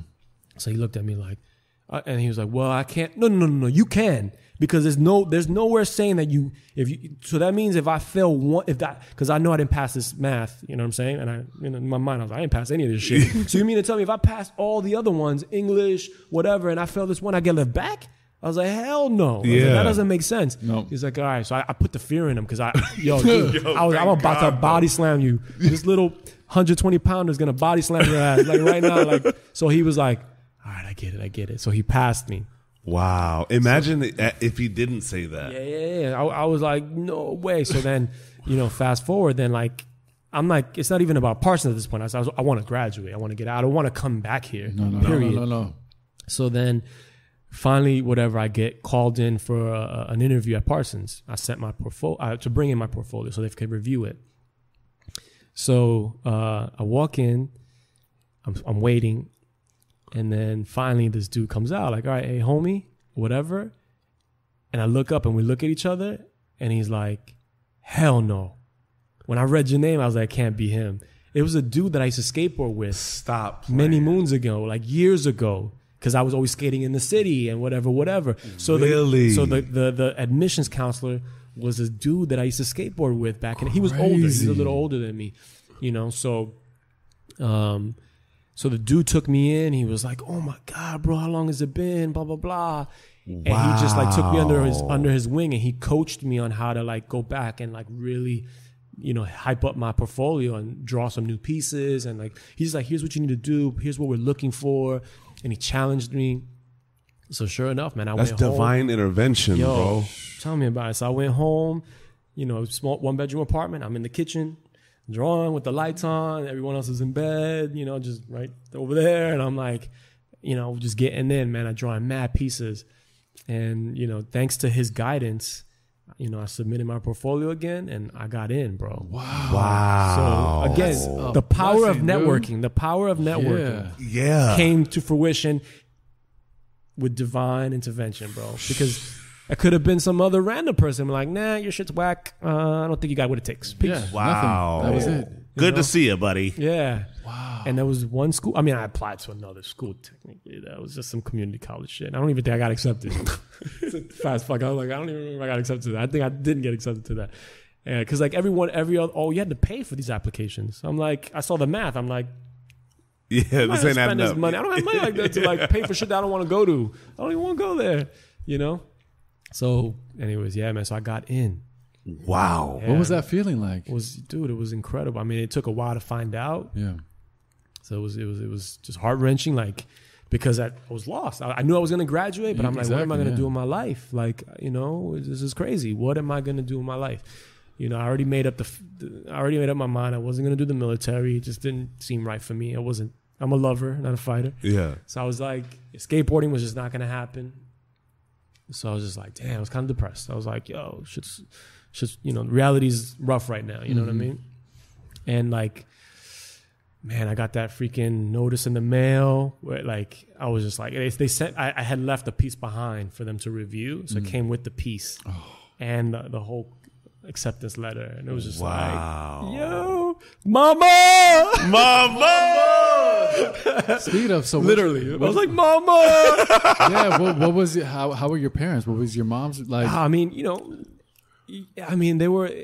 was a weird excitement because it wasn't like, you're going to be a doctor. It was like, you're going to be an artist, but what? Like, congratulations. Really? Like, how? Like, even though my mom kind of got it, they just, naive as I was, they didn't know how it worked. They didn't know, like, art school. Not They like, haven't experienced that even as a possibility. So it's just kind of like uncharted water. Yeah, whereas it's not like they're not excited for me, but they're just like, they don't even know what kind of advice to give me. Yeah. Sure. They don't really know what to say. Like, well, then you're going to need to do this and do it like this. And then you're going to need to make sure that you really think about it from an architectural perspective. You know, they just don't know. So it was more like, this is amazing.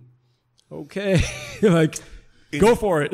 Right. You just figure, all right, go for it. Yeah. In your head, were you like, all right, this is it. Like, I'm locking in. Like, this is about to be a movie. Like, everything is coming down. Like, there's no way I'm going to not let this be the best thing that ever happened to me. Yeah. Well, the crazy part about it was that Parsons is very expensive. Mm-hmm. It's extremely expensive. So that was already working against me from that, I guess, that teacher's perspective. One, you might not have the smarts to get in or the talent, and B, can't afford that. That's crazy. So it all fell into place, man. That guy introduced me to what was called HEOP, H-E-O-P, Higher Education Opportunity Program, which was a program that was being run inside of Parsons. They had an office dedicated to it. So it was a government program in the city of New York for Higher Education Opportunity Program, and he connected me with them. So when I tell you things fell into place, because the reality is, like, I got in, but can I really go there? Wow. You know what I'm saying? Absolutely. So it was like this other big like hurdle to get over, and then realize like, yo, how am I going to do this? My parents couldn't afford it. Period.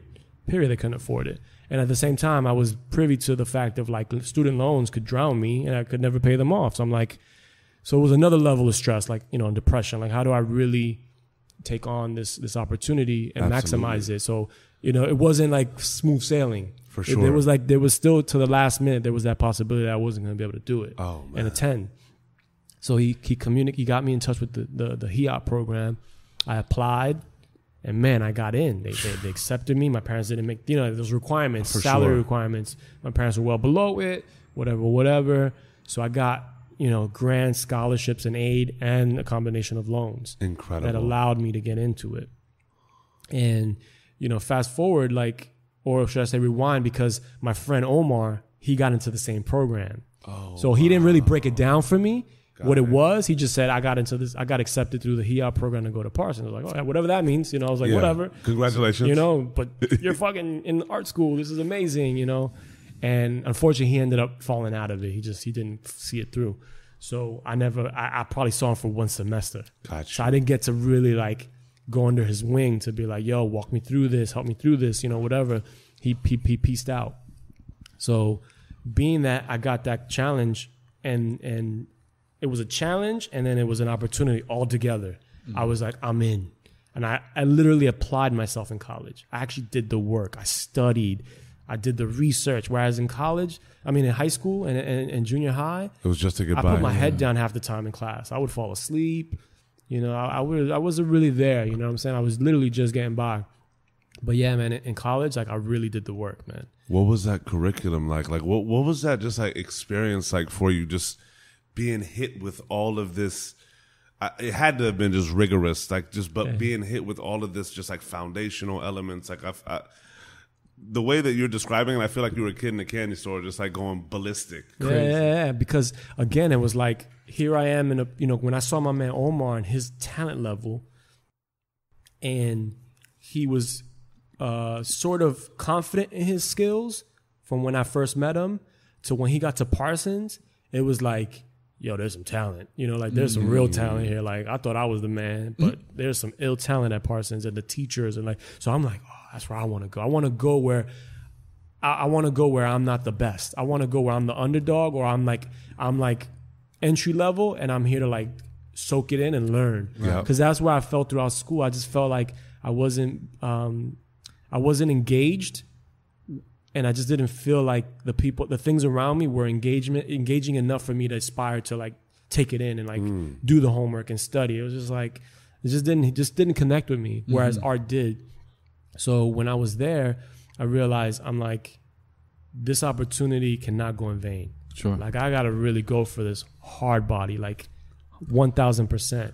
And it was crazy because with the HEOP program, what they do is, they understand who these kids are. They're underprivileged kids, or They don't have money. This is an opportunity they would normally get. That's why the program was created.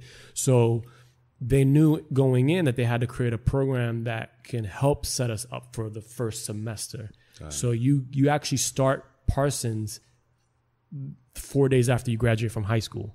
So 4 days after graduating from high school, I was at Parsons. You know what I'm saying? In it. So they had what was called the summer program. So it was like a preheater to like your first semester.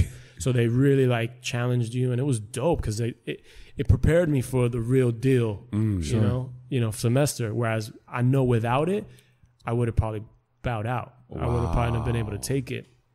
So, you know, so the first summer was that, and then they have mentors with you that are in it, that have already been it for like a year. So they work with you and they walk you through it, like kind of like my man Omar. I wanted to do that with him in the semester, but you know, he was out. So basically with that thing, that set me straight. Like, this is going to be hard, but I know what it takes to do it because I'm actually in it now. And that was like, no looking back, no turning around. I was like, for the first time, I'm picking up books and reading through them. I'm like, I'm in. And the crazy part about the first year is it's called Foundation, the first year of Parsons. Yep. And it's fucking, dude, it's like boot camp for art. Wild. Because it's all these art classes plus your liberals. So it's intense. So you got 3D design, you got live drawing, so models, nude models. Every fucking morning you're drawing nude models. You had digital design, you had 2D design, then there was a couple. So there was like 6 art classes, like core art classes. And then there was a shop class. And then there was like 5 liberals. So for like your first year, I was taking like slammed 10 to 11 classes. Wild. Like it was intense, bro. It was like, it was sleepless nights and it was stressful, but like, it's stressful in a way of like content, but like, am I going to get through this? Because it's like, there's not enough time in the day. And I wasn't dorming. I didn't have the money to dorm. So I was commuting on the train back and forth from Queens to the city.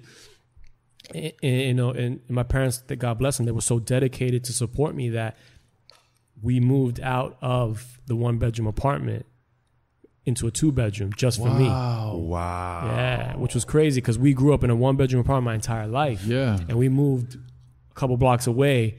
My parents were like, "Oh shit, this is gonna be real." So I was the only one with my own bedroom. Wow. Whereas my sister slept with my parents in their bedroom, and my brother slept in the living room. And I got my own room just so that I can do it.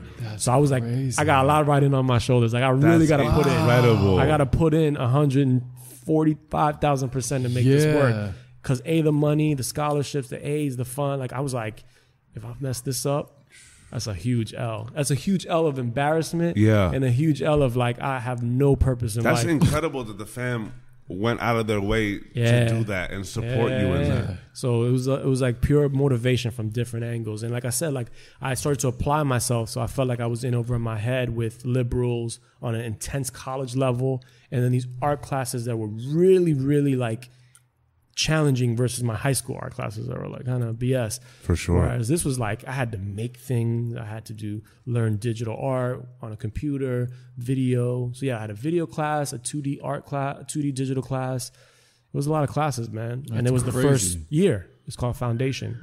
How do you feel that Foundation helped your development as an artist? So like confidence-wise, craft-wise, just like... Because I feel like any artist at a certain point, whether you're technically crazy or whether it's just like you're putting in mad work, everybody has to find their, I guess, groove and essence and just like craftsmanship within themselves.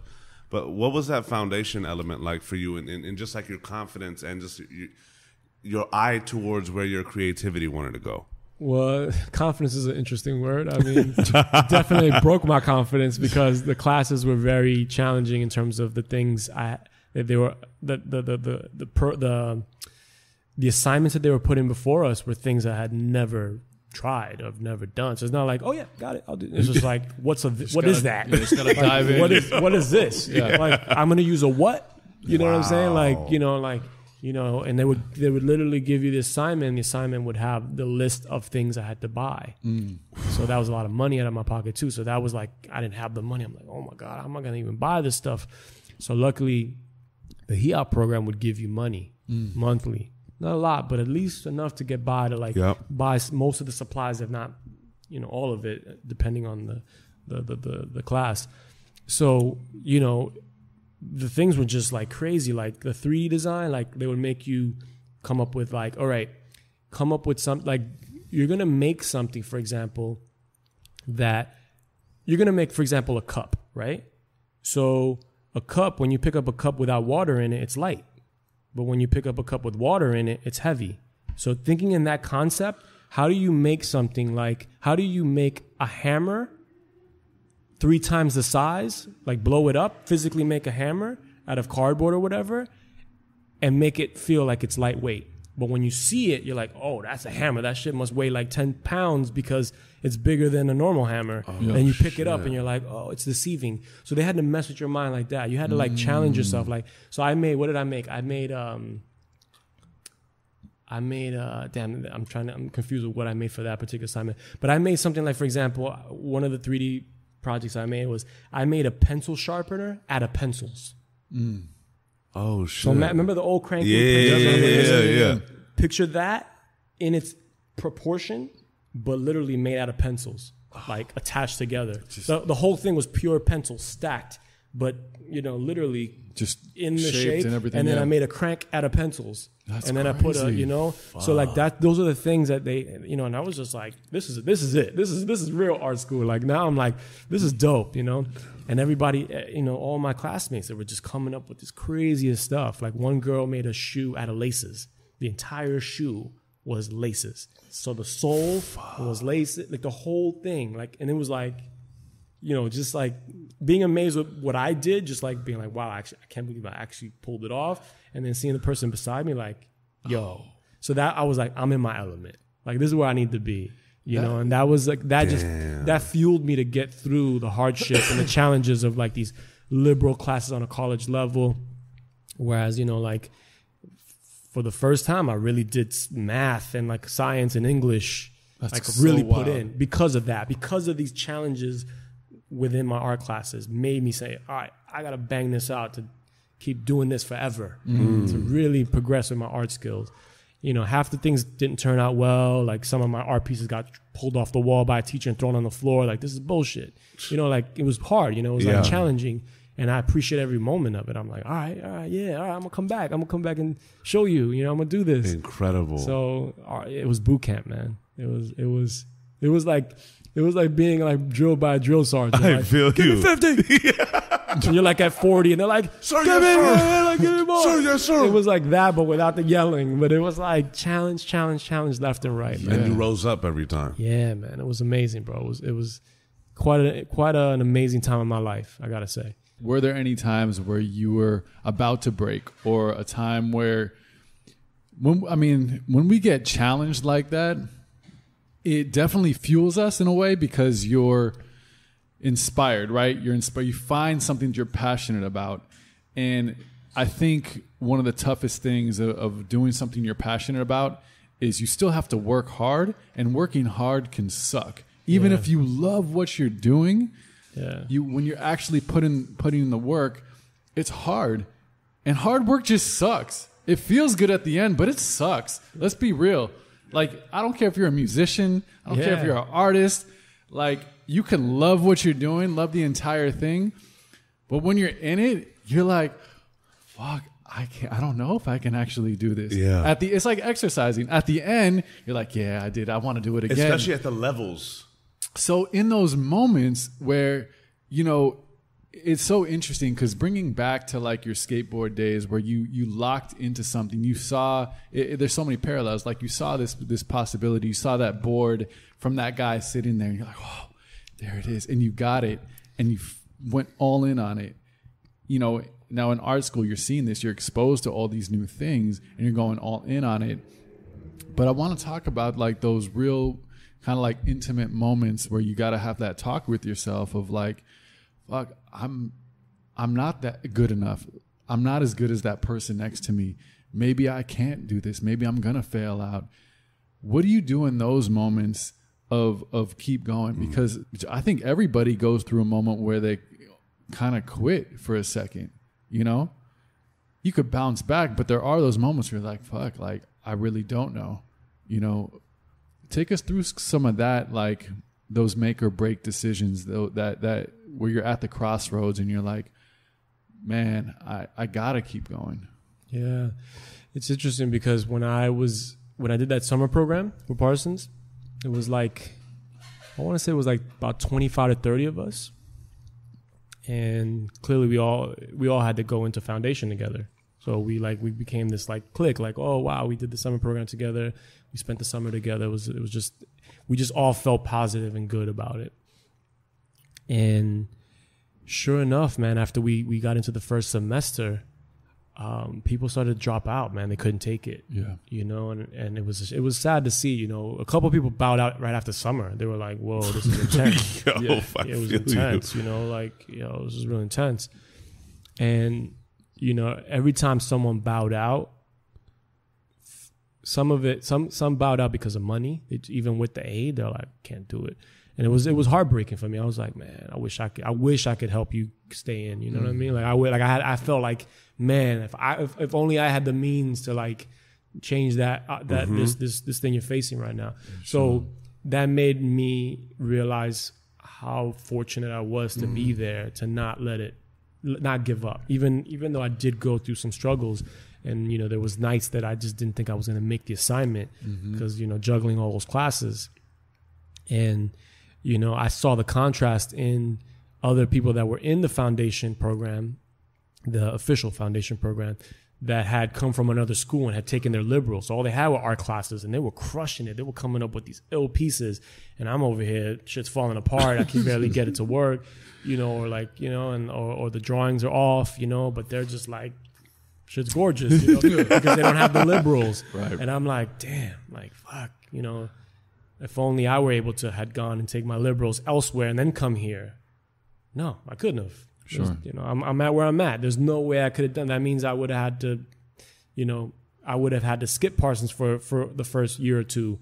And who knows if I would ever got in. Whoever knows, my man Bucky, who was the guy, Ducky is his name, Ducky. Who knows if Ducky would have still been working there had 2 years later, had I took a, you know what I'm saying? So I'm like, so I got that out of my head quick. I'm like, nah, I can't, you know, complain about that and be like, oh, I wish I'd had my liberals taken care of. So I toughed it out, man. Through the struggles, I toughed it out.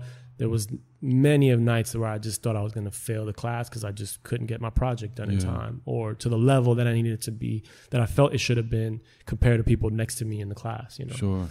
But the beauty of art is that, you know, it's not necessarily like a test where it's like a grade. You know, you got to get a 65 to pass, and there's tangible ways to grade it. Oh, you got this question wrong. With art, it's more of the learning experience. It's more about challenging yourself, and it wasn't always about a pretty picture. It was about what you learned and how you progressed.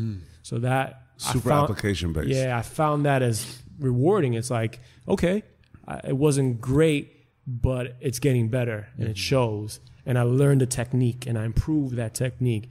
So my professors were quick to point that out, or point the opposite out. Like, yo, come on, man, you did this one. How could you not do? You know, call me out and be like, you know, you gotta put more time into this. Yeah, more time. The time we don't have. You know? So that was always a struggle. So, you know, by the motivation, the sheer motivation, and the humble experience and understanding of being here is it's just a gift. I made it through foundation. That's beautiful. And unfortunately, only 3 of us from the summer program finished foundation together. Wow. That's crazy. Out of 20 some odd people. Yeah, man. That was even like the next level of motivation. Like, I got to see this through. You know, the fact that people just pieced out, they just dropped out. That gives the perspective. You know, they just real for sure. Yeah, and I remember that thing vividly. I remember finishing foundation year, first year, and looking at each other like, what? It's just us. Yeah. You know, whereas everyone else were the general students that applied and got in, you know, like the people that had their liberals taken care of, or they were just uber artists, you know, or they were older, you know, came from different walks of life, or had money.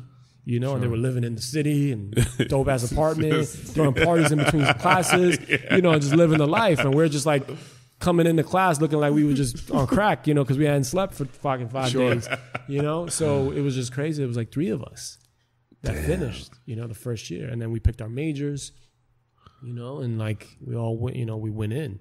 So it was eye opening in so many different levels of like how much I had to see it through, you know, and how much you discover about yourself coming out of it. Endurance, too. man. Yeah, endurance is, man, that's such a huge part of anything. Like we don't talk about actual just endurance. Yeah, like just hanging on long enough and surviving long enough, scraping and just along, doing it enough, and hanging in there. Like. It's not like I'm winning throughout this whole thing. It's like I'm just existing until this thing ends and I came out the other side. For sure. I mean, and also looking at skateboarding, like that's one of those sports that I feel like intrinsically builds that. Because to lock a trick down or to do the 3 stair, the 6 stair, the 12 stair, like all that, times. You have to literally bust your ass every time until you get it. That's the one sport where it's like if you're not down with the pain, you're not getting through it. Yep. And that helped you nailed it. Like that helped me completely get through school because it was like, yo, this is nothing in terms of pain and not sleeping. Like it was just that I cared so much. Yeah. And I wanted my piece to be dope. And your identity was now being placed within this. Yeah. And that was the stress. And that was like the struggle was like, you know, like, man, this could have been better had I had more time, or man, this could have been better had I had, you know, the right tools or whatever, or, you know, so there was always that stress level of like trying to up myself. It's such an interesting, you know, you brought up a good point. Like with art, it's so much of you, you know, we're talking right now about like the work, right? I'm doing this work. But like to your point, it's not like you have to get a 65. You know, you're not graded on this stuff in terms of points, in terms of facts. You're actually just like, it's so you, it's so personal. You know, this is something that comes from your imagination. That's a part of your expression here. That's like being judged on technicality, but also that's like you're dealing with, and in any type of art, you're dealing with like, yo, if this is whack, then I'm kind of whack. You know? Sure felt like that sometimes. Like, damn, like you're personally attacking me here. Yeah. You know, but that's just another layer of this. Why, you know, through what you're saying in your expressions and how you powered through this, how it hits on so many layers of discovery, you know, from self to just straight up work and grind and grit. It sounded like it really tackled all those in one. Coming out of it, did you have a direction that you were attracted to in terms of now really seeing yourself as an artist and what it meant to be an artist and what you can do now with this after seeing all the being exposed to all this whole new world, going from like just drawing things to like, oh shit, like this is a universe now. Where do I fit into this? Yeah, I mean, when I finished foundation, obviously then I had to like, it was like kind of like high school all over again. I have to pick a major. It was like almost picking a school again. Yeah. So I had to pick, there was obviously illustration, there was architecture, fashion, and then the one that stood out to me was communication design. Interesting. I have no clue what that is. Yeah, so communication design was, you know, again, trying to fit in, like obviously like, you know, are you fitting into the illustration crew, like the people that draw characters really well, like, you know, stuff like that? Or are you going into the fashion, sewing, and blah, blah, blah? Communication kind of spoke to me because it was a broad kind of thing. It was about, the point was to communicate something. It was about creating something and how to communicate that thing. So it wasn't necessarily about drawing a pretty picture. It was about, if you're going to draw a picture, what's the communication behind it? How are you going to make that? How are you going to drive a message and deliver that message? How are you going to deliver it? So within communication design, one of the classes was typography. So learning typefaces, like the intricacies of that, and that to me spoke to me because going back to the graphics with skateboarding. Another class was advertising, concept design and advertising. Another class was motion graphics, you know, take your typography or whatever, your picture, and animate it somehow and create a commercial or whatever. What was another class that we had? I'm trying to remember now. Packaging design was one class. So it was just a lot of different things, and that spoke to me then, like, I'm going to be an illustrator. Yeah. But confidence level-wise, like, I don't think I'm a good illustrator, and I don't want to be judged on, oh, your character face is off, because I'm like, it's kind of BS because, you know, Picasso does cubism, you know what I mean? Yeah, so I didn't want to go into that world and like, you know, be like, oh, I have to draw in a certain way, because I was so eclectic, you know. So I was like, you know, communication design really spoke to me. I was like, I really want to do this, and this is kind of bringing me back to my roots of graphics and skateboarding and product, you know? So I just jumped into communication design. I picked that as the major. How'd you like it? It was pretty dope. I mean, it was challenging, just as challenging as foundation year, because I had to really think now. I had to be very conceptual, concise. And it's much more than just the design, right? Yeah, it was about the pure purpose behind it. Like, did it help you hone in on like your self-expression and how you were really able to communicate that just for yourself and also to the greater picture? Yeah, it was interesting because it was like psychology with art, which was pretty dope. You know, absolutely. It's definitely molded me or honed me into who I am now in terms of how I apply my stuff to, you know, sneaker design and everything. Yeah. And it's about coming up with a story and how do you communicate and execute and deliver that story. And it was worth every penny. That into today was like, yeah, man, Parsons did it.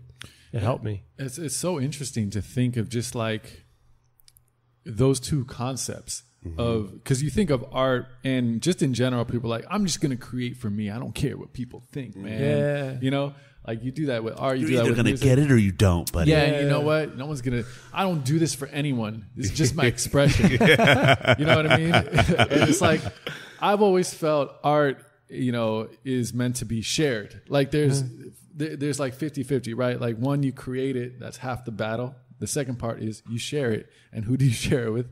People. So like, and without the people, I mean, they kind of, that's the world. That's the, you know, passing back and forth. It's the ecosystem. People would probably argue with that. No, man. I don't know what you're talking about, sellout. But it's just so interesting to actually take a class and like dive deep into that, into the psychology of thinking about art and what it means to people, what it means to the community, how you look at things and how you apply that. Was in thinking of that, where was your mind kind of going in terms of ideas, like not just back to like skateboarding and product, but how did you feel you could like really apply that and take it from this class and build, wow, this is like a future for me now? Did you start feeling that? Yeah, and it's going back to being naive. You know, like the communication design, if you can put it in any bucket, it's like it's more on the graphic design side of things. You know, if there's anything, there's illustration and then there's graphics. Communication would be the one. There wasn't a graphics major. There was illustration and then there was communication design. And at first I'm like, communication design, what is that? Then people will be like, it's kind of like a graphic designer, but not really. It's more like, you know, conceptual thinking and like then coming up with, you know, a design and making sense out of it. I was like, oh, okay, yeah, sign me up. I'm into it. Let's do it. So it's crazy because then I was thinking, okay, back to, you know, being naive. I'm like, all right, yeah, graphic designer.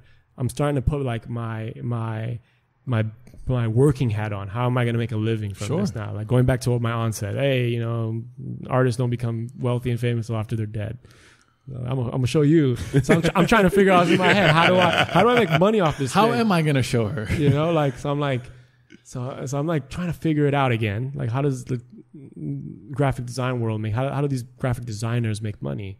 They're like, oh, so maybe when there's a billboard put up, you know, they probably get paid weekly for however long it's up. I'm just trying to make it out. Like how do I make, you know, like maybe I got to get a bunch of billboards up and I'll get paid. Yo, I figured it out. You know, so like, you know, this is me foundation year trying to go into communication design. Like, how do I like it? Because they're not teaching you the business of it yet. For sure. They're just, you know, just like you got to go through these courses and you got to get, you know, you got to challenge yourself. So here I am trying to like put dollars and cents behind it and trying to figure out the crack the scheme. So yeah, so again, I just got into it, started learning more about it. And one thing about me that's kind of crazy and weird and remarkable at the same time is that I have this visual sense. Like I could see things, like I could depict things and like break down, like visually recognize things from afar. For example, like my wife says I should be like paparazzi or something because I can recognize a celebrity. He could be like completely opposite of what he looks like on TV or in a movie, and I would still recognize him. You know, no matter what. Afar. So like you know how like Batman puts on the mask and no one can tell, or Superman puts on the cape and like people like you know, they could never tell that they're the same person. I'd be like, I'd point him out in a second. I'd be like, oh, it's Batman. You know, walking by as Bruce Wayne, I'd be like, oh, you're fucking Batman. Like, you know, like I could just see things and I could just like right away recognize things. Like I could see like somebody from this angle, from the back of their ear, and I'll be like, oh, that's Jay. You know, like I just, like my eyes like just communicate to my mind. Interesting. So that's why I wanted to go into communication design, because I'm like, yeah, how do I take this thing and make it something? How do I communicate what I'm visually seeing, or how can I communicate what I'm visually producing? So, for example, there was a typography class 1 and 2 for each year or whatever, and in typography, it's a trip because you can put two fonts together that look identical at a glance, but they're not identical. Just by a pica or a millimeter, they're different. But to the naked eye, you don't notice that. But I picked up on that fast. So that was where I was like, this is amazing. Like, like I'm starting to put my skill or talent to use. And I'm excited right now because I actually can figure this thing out. And so we had a test at the end of the semester or whatever it was. And it was like for a typeface, there's 4 line items that you have to fill out in a test. So one is the name of the font. What's the name of it? The other one, what's the classification? Is a serif or a sans serif, whether it's straight edged or curls out. The year was designed, who designed it. So that's 4, right? I think it was 4. So there was, I think it was like 50 fonts times 4 questions. And then, so you have to go in there and like fill in the blanks. Name, year, designer, classification. Yo, check this out. I nearly got 100% on it. I didn't get 100%. Why? Because I was so excited going through this thing that I flipped the accurate answers on 2 different fonts. But they were accurate. They were together in accuracy, all 4 answers, but I flipped it somehow. And somehow I realized it the second I was handing it in to him. I was like, wait. I totally, in my mind, I visually saw it. I fucked that up. And he's like, and he had already like grabbed it from me. And he's like, and he was like, no. You can't go back to your desk.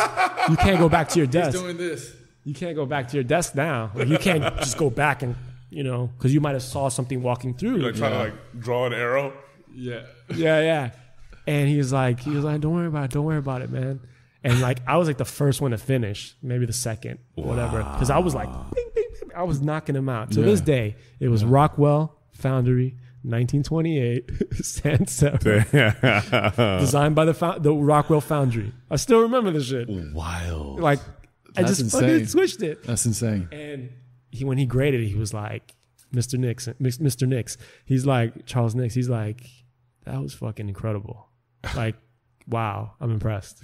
He was like, no one's ever gotten that close, like to getting that many right. Wow. Let alone and like you knew what you got wrong. Yeah. Let alone like you literally called it out. It wasn't like, oh, forgot that one, or I didn't remember, or I just filled in the blanks for the shits and giggles. Like it was like locked in. Wow. Yeah. And he was just like, wow. He's like, impressive, man. And I was like, because I was in my element of visually measuring things and recognizing for what it was. And unbelievable. I think I was like, I don't know, maybe somebody was as close as I was, but like, and again, man, just those little things, like just, I felt like, all right, I could do something with this. Like, this is real. Like, you know, typographers were very like, you know, bougie people, but like on an artsy level, like really cool.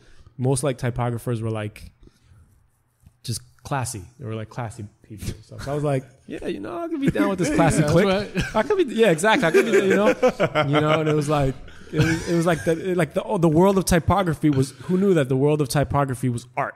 Right. You know, I never saw it that way. I appreciated the TV guide. For sure. Bring it back to the TV. Yeah. You know, the but OG. I just, I never like looked at it like this is a part of art. This is a designer that designed this TV guide. Someone designed. I never looked at it that way.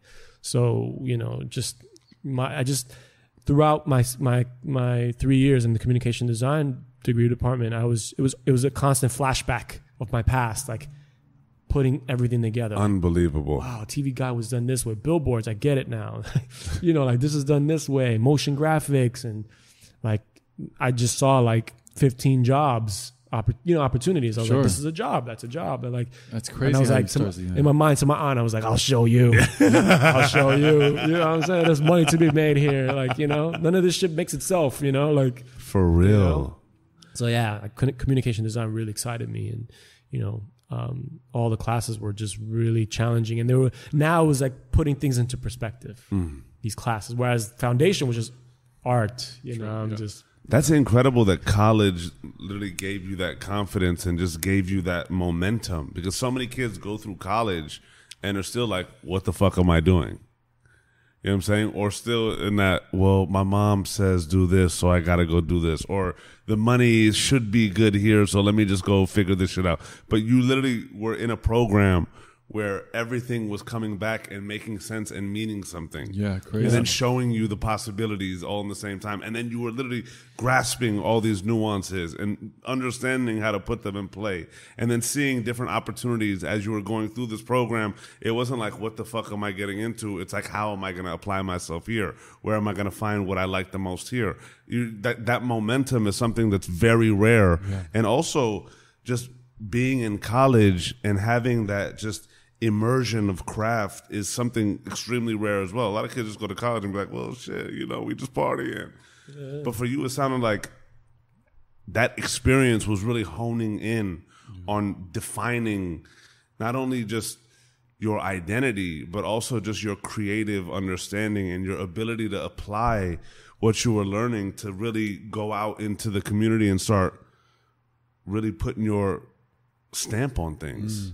Yeah, man, that was definitely what carried me through. Because again, there was many naive moments that I didn't understand the industry that I would be getting into. Sure, it was still this untouchable, intangible universe, but those little moments kept carrying me through to like see it through, because I'm like, yo, this is making sense. There's an opportunity here, you know. And going back to your point that I didn't want to go to college just to go to college, to just be there. Like I was like, I want no business in that. I want no part of that. It's going to cost money too? Hell no. I want nothing to do with that. So that's why with Parsons, it was like, it was for the first time that I felt justification in what I was, this uncharted territory that I was going into. Even though I didn't have a grasp of it, understood it 100%, I just felt like, yo, there's justification here for this. Like, this is going to pan out to something. Unbelievable. It's so rare too to have like, feel that natural about what you're doing and finding the thing you're actually good at. You know what I mean? Like you finding typography and feeling so connected to something is such a rare thing. Very rare. Especially in college. Like you're still figuring things. You come out of college, you're like, all right, man, I'm going to go work at the bank. I don't know. Where am I going? Yeah, and nothing's wrong with that. But I'm just saying to find your affinity in something like that so passionately and start to build your real career from that step by step is just rare. It's a unique opportunity. Yeah, man. I'm fortunate and thankful to this day for that whole experience, man. Yeah. Could have went so many different ways. For sure. Yeah. Getting out of college, well, how many more years do you have? What was that? How many more years of college did you have from that point? It was a 4 year. It was a bachelor's, yeah. So 4 years and a half because of the summer program. So as you're going through now kind of like in this typography lane and this communications lane, did you start to venture out at all in terms of like, okay, where am I going to go? Like, I know you want to, there's the font designing, or not font designing, but like you're noticing things. You're kind of tapped into this new matrix of like, that's a job. That's a job. Times New Roman, I got you. Like, you know, font type, Arial, thin, got you. Like, you're tapping into that matrix world, right? Yeah. Were you starting to head into a certain direction that in terms of like a career path or like a real like focus on that, whether it be fashion, whether it be like straight up design, whether it be, you know, those billboards? Were you attracted to one of those things in either way? For a while, I was back to that world of like, didn't know what I was going to do exactly because it was just so much. Sure. And because it was just it was like a teaser of everything. I still didn't understand the real world aspect of it, the real career move. Like, you know, how do I get a job in typography? Exactly. Who do I work for? You know what I'm saying? So all those things weren't clear. So I missed out on, just because I didn't have money and I had to really apply myself. I got a job at the school, working in the foundation office, actually. You know, just answering the phone calls, you know, whatever, just to make a little bit of money. Hey, to you sure you want to do this? Yeah, right. Hey, you sure? You gotta get your ass. He's for real, right? You know it's gonna be crazy. You know, only 3 people made it out of 20, right? you don't want to be number 4. Like. Seriously. So again, I just didn't. I didn't venture into internships because I just didn't. I was just so immersed in the work and trying to like make sure I made it through and I got the grades and I you know, excelled, that I didn't have the. I want to say I didn't have the courage or the ambition to like venture out of the school to get like an internship in a real company, with fear of getting distracted or getting pulled too far and spread too thin and not being like, whoa, I got to graduate. Like, it was like very important for me to officially finish, you know, not find myself in a situation like high school. I didn't pass this test, but I should graduate you know, I wanted to officially get it done. So I didn't end up getting an internship until like the very, very last year. I got like 1 or 2 and they were super short, like in and out. And whereas other people did, like those guys that had like liberals knocked out of the way, they were able to get an internship with the companies and get their feet wet and understand the industry. And so crazy enough, when it came down to graduation, the economy had hit the fan. It was 2001. It was May of 2001 we were graduating. I remember the chairman of the communication design department, we had like a little pre-graduation gathering at the school, just to like get together and kind of like, hey, you know, we did it, whatever. You know, you guys, congratulations. So he made a speech and, you know, he just gave us the heads up. He goes, look, things are really bad out there. Economy's bad. Jobs are very hard to come by. The majority of you are not going to find a job right out the gate. Damn. You know, and I say this because I don't want you to walk out of here discouraged thinking you're not getting a job because you're not good enough or ready for a job. It's just period. They're not going to be, they're just, employment is just on the low. You know, there's just not, or unemployment's on the rise. And, you know, so you have a lot working against yourselves. So those of you that will have jobs will be the ones that had an internship that turned into a job. Oh, wow. Now, you know, those will be the bulk of you that are going to end up with jobs at a graduation. So just prepped us like, hey, man, keep your heads up, write it out. You guys are extremely talented. Just gave us that pep talk, like, you know, the coach. And so sure enough, we graduated and he was right. And that was May of 2001. So then fast forward September 11th. Wow. Hit, you know, so it made shit even worse. 2001, I completely forgot, like New York. Yeah. Whoa. So it just made things even worse, you know, to find a job. So we were like, you know, everybody that I graduated with were like odd jobs or whatever. And I just, you know, when back to your earlier question, like, what did you go into, whatever, for work? Like, I know while I was right before I graduated, I started doing like photo retouching with, you know, I got really into Photoshop and Illustrator, the programs, you know, learned them in school. So I was doing club flyers for parties. I was promoting club flyers and stuff. So like the promoter would send me the info. Here's an email with the info. Here's what I need you on the flyer. Come up with some crazy design. And that's what I would do. I was making a little bit of money here and there and that, you know, parties were always happening. Yeah. So I was tapped in with a couple promoters, so they were constantly feeding me work. And a lot of that would have to involve photo retouching because I would grab an image from here and mess around with it and change the color and whatever. And then I started getting jobs of actually photo retouching, like correcting photos or, bringing photos back to life, restoring photos that are old and damaged, making a little bit of money here and there. And I had applied to Apple while I was my last year in Parsons because they used to do like campus reps. I don't know, like in college they would have a campus rep represent a company, like a technology company. So I guess Apple was toying around with the idea of having a campus rep. And what was Apple doing in 2001? Was that like the first iPod? No, not even, no, right? Yeah, it was. No, not even. Yeah. What was Apple doing? Yeah, it was just the iMac. Yeah, it was just the iMac. Just the iMac. Yeah. So I applied for that and never heard anything. So, but whatever. I was graduating anyway. I just threw it in there for shits and giggles. Hey, you never know. Hey, maybe a job will come out of it. You never know. So after September 11th, I was again doing photo retouching, freelance jobs here and there, club flyers, logos, whatever I can get my hands on. And Apple hits me up. And they're like, hey, we have your application on file and, we see you live in New York and, we're opening a store in Soho, wondering if you'd be interested in that. And I was like, hell yeah. So I was like, all right, when's the interview? And they're like, such and such day. And I'm like, shit, I'm supposed to go to my cousin's wedding in California. First time ever in California. And I'm like, damn, I'm out of a job doing freelance. I don't know when my next paycheck's coming. I already paid for this flight. I was like, what? So I was like, I got to go to this interview. So I forfeited the ticket and I bought another ticket to leave like slightly after. And I went to the interview and then went to my cousin's wedding, whatever. I kept talking about it, like, putting just like juju in the air. Yeah,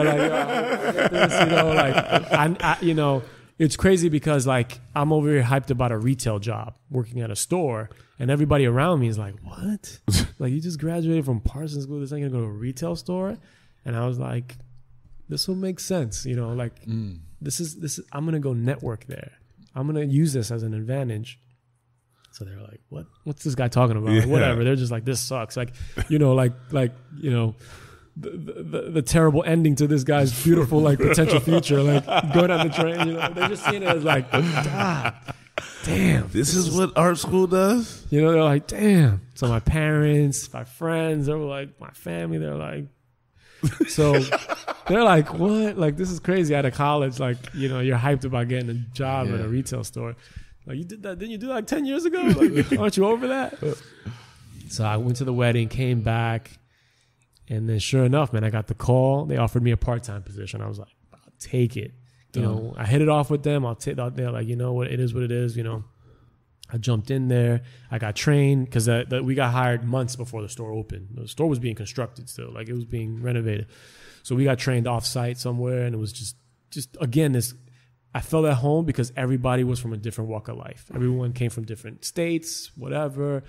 It was just like this melting pot of different people jonesing and bugging out and getting trained. And I was like, this is dope, And I just knew that this was going to be the place to be. Like it was going to be it was going to be dope. It was going to be a lot of energy here, just with the people I'd be working with alone. Sure enough, the store opened. It was just like crazy. It was just pandemonium. It was like, Jobs walked in. I saw Jobs a few times while we were setting up the store. Really? And I'm like, yo, this is like I'm at the Mecca. This is gonna be the place to be. This is gonna be the spot. And they told us, they're like, they trained us with the mentality of how to treat celebrities and like, treat them respectfully. Don't like, so we knew we were up. We were like, yo, this is gonna be like a real situation where they're gonna be the talk of the town. So I'm like, I'm in the place to be. I'm definitely in the right place. There was no depression falling in like, oh man, I'm working at a retail store. I'm like, because I had understood the power of networking as a skateboarder. Sure. About meeting people and opening doors. That'll open doors for you down the line, like my man Ducky did at Parsons, and many other things that happened prior to that in my life. So sure enough, the store opened. I remember the store manager was like, or the GM, they were like, they didn't even know if they were going to be able to pay the first month's rent because it was they invested so much money into the store. Yeah. Jobs went crazy with it. It was the first glass stairs. It was the first template of what Apple is today. Before, the stores are small. They were nothing like this. This was like a grand store. It's a this destination. This was crazy. We set records like $1 million day. Sold $1 million in one day. Records of people coming in through the doors. Like I was meeting celebrities left and right and just producers and this. And I'm like, yeah, this is where I want to be. I was like, patience is a virtue. Eventually, I'm going to catch the right fish and I'm going to be out of here. Fast forward like 5 years later, Sneaker Steve Patino walks through the door. Stop playing. Yeah. And again, at that point, I'm in a position called the lead business consultant. So I'm dedicated to working with small, medium, large businesses. I'm there to handhold them and walk them through getting them the right gear and introducing them to the right people. A server engineer, a graphic designer, a web designer, a coder. Like just get them connected with the right people before they even buy anything. Sure. I was there to consult them. So Steve walks in, and I had known Steve from the hood. From back in the day. He was one of the promoters that I was designing club flyers for. A couple years ago, because this was now 3-4 years into Apple. Sure. This was like almost 4 years post graduation almost. That's crazy. So Steve walks in, he works with DC Shoes. And it's crazy. I'm a skateboarder. I knew everything about skateboarding. He was the dude on selling sneakers in a sneaker store doing parties. You know what I'm saying? He was the business hustler selling shit. Here I am, the dude selling shit, doing business deals, and he's the dude working for a skate brand. How our lives have just completely crossed, So he walks in, he sees an associate on the floor. He's like, hey man, I want to buy equipment for my showroom. Oh, you want to talk to Homie? And he's like, okay, yeah, I want to talk to Homie. And he's like, it can only be the one Homie. So I come out of my office, and he's like, yo, what's up? And like, that thug walk out the office. Yeah. Yeah. Homie has arrived. So, it's crazy. Like I said, I had met so many people through those doors with opportunities galore. But when Steve walked in, it was just like this emotional connection of nostalgic situations and like, again, our lives crossing paths and stuff. And we put it together right away. And he's like, yo, you know more about DC than I do. Like, how are our lives where it is? This is crazy, right? We're like, yo, this is crazy. So he brings me up to speed with what he's doing with DC. I'm like, that's incredible, whatever. And then after a couple of visits and communicating, he's like, yo, we're going to open a store down the street. I was like, oh, that's amazing. So I put in my design hat, my thinking hat. And I said to him, I was like, how are you going to market this thing? He's like, oh, whatever, like the rigor, like, some ads and stuff, whatever. And I was like, yo, how about this, man? Instead of you spending $100K on a billboard down the street on Houston Street, why don't we do a collab? Why don't we collaborate and make a shoe for the Apple Store employees? I was like, you know how many employees are in this building for this one store? 317. He's like, wow. He goes, yeah, I believe you. Because the store is fucking banged. It's jam-packed and busy. It's mad people working there. So he's like, okay. And that's just me doing my thing. Yeah. Like, This just came to you? Like, you're just like out of nowhere? Like, yo, what do you think of this idea? It's communication design in effect just, right here. This is me like not even overthinking it. Like 4 seconds into a conversation, my fish. Here's where I put all the things I've learned. And but I was always throwing ideas out because for the job, like I always had to like connect people. Sure. It wasn't about swiping the card. Bye, peace, see you later. Yeah. I had to lease computers. It was business. It was like, how do I set this person and their company up to succeed versus like you do what you want with this Super stuff. just transactional. It was like always thinking of like how to take their ambition or their ideas to the next level and providing the right tools or people. But so whatever, I was always full of those type of things. But this was the first time where it was like there was a real genuine connection of close culture, to home. And a different type of investment in this Steve, one. And it's like, so I was just like, I didn't even overthink it. It's just like, yo, what do you think of that? And he's just like, oh shit, okay, that's an idea. So boom, he went about his way. I guess he went back to Cali, told his boss, like his VP and whatever, and the marketing people. And the next thing you know, like my name started buzzing up in DC. So every time people would come to town, the exec team, I'd end up connecting with them at the store or either go to dinner with them, and like conversation started to flow, and like they're like, yo, this dude is like, yeah, he's a skateboarder and he knows this and he's into lifestyle, and yo, this is dope. So that they're like, let's do this thing. Let's do this collab. So we did it. And it was amazing. They gave everyone fucking a pair of shoes. Yeah. That's insane. Crazy. Yeah, we made a special shoe. So I gave them the tidbits, creative direction, and they just ran with it. Wow. And they did their thing. And they one-upped it with the packaging, and, you know, it just took it to another level. That's an incredible idea. Yeah. Just because the amount of like traffic that's coming in there, and this being associated with this really cool brand that in this huge store that's killing it.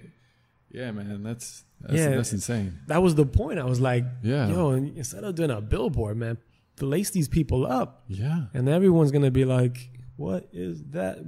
The conversation is the next level from that point than, you know, billboard. You know what I mean? And those billboards were ridiculous. Super in price. expensive, So yeah. I was like, it's not going to cost you half that to just lace these people up.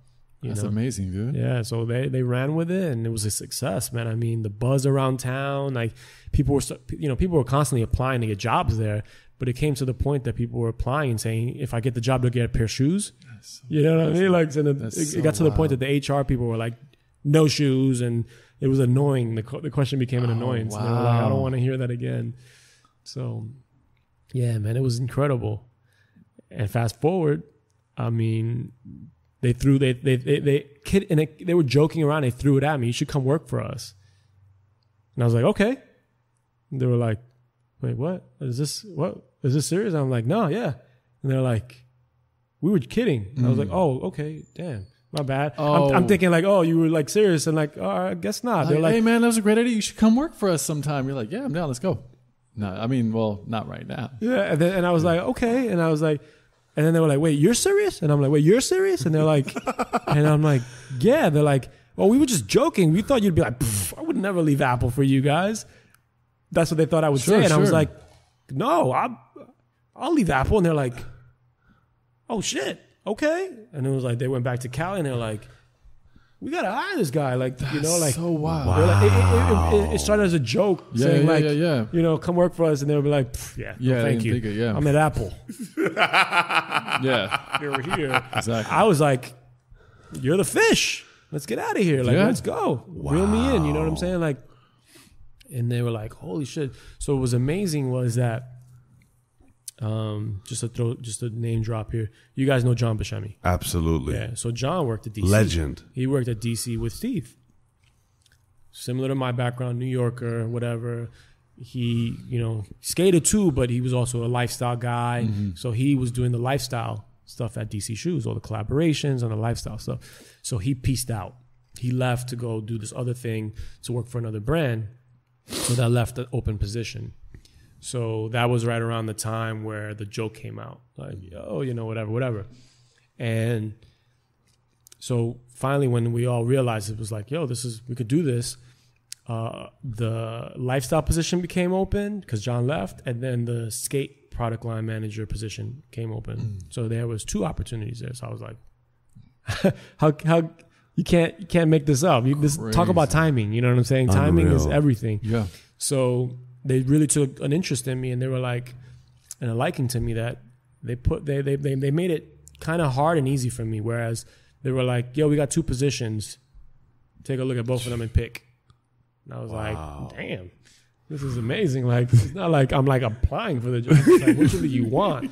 And they were like, but you can't tell anybody because legally we got to put it up on monster.com or whatever and let it sit for a minute to really interview people, and then we make a decision. But pick one.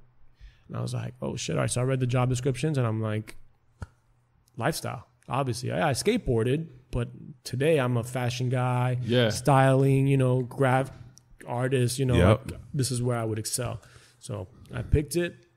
And even then I wasn't like confident that I'd get it because it's like, you know, they gave me the whole legal thing. We have to wait a while. And I'm like, what if they change their mind? What if they're like, you know, what were we thinking? You know what I'm saying? So there was like a doubt for a minute there. I'm like, damn, because I didn't hear from them for a while.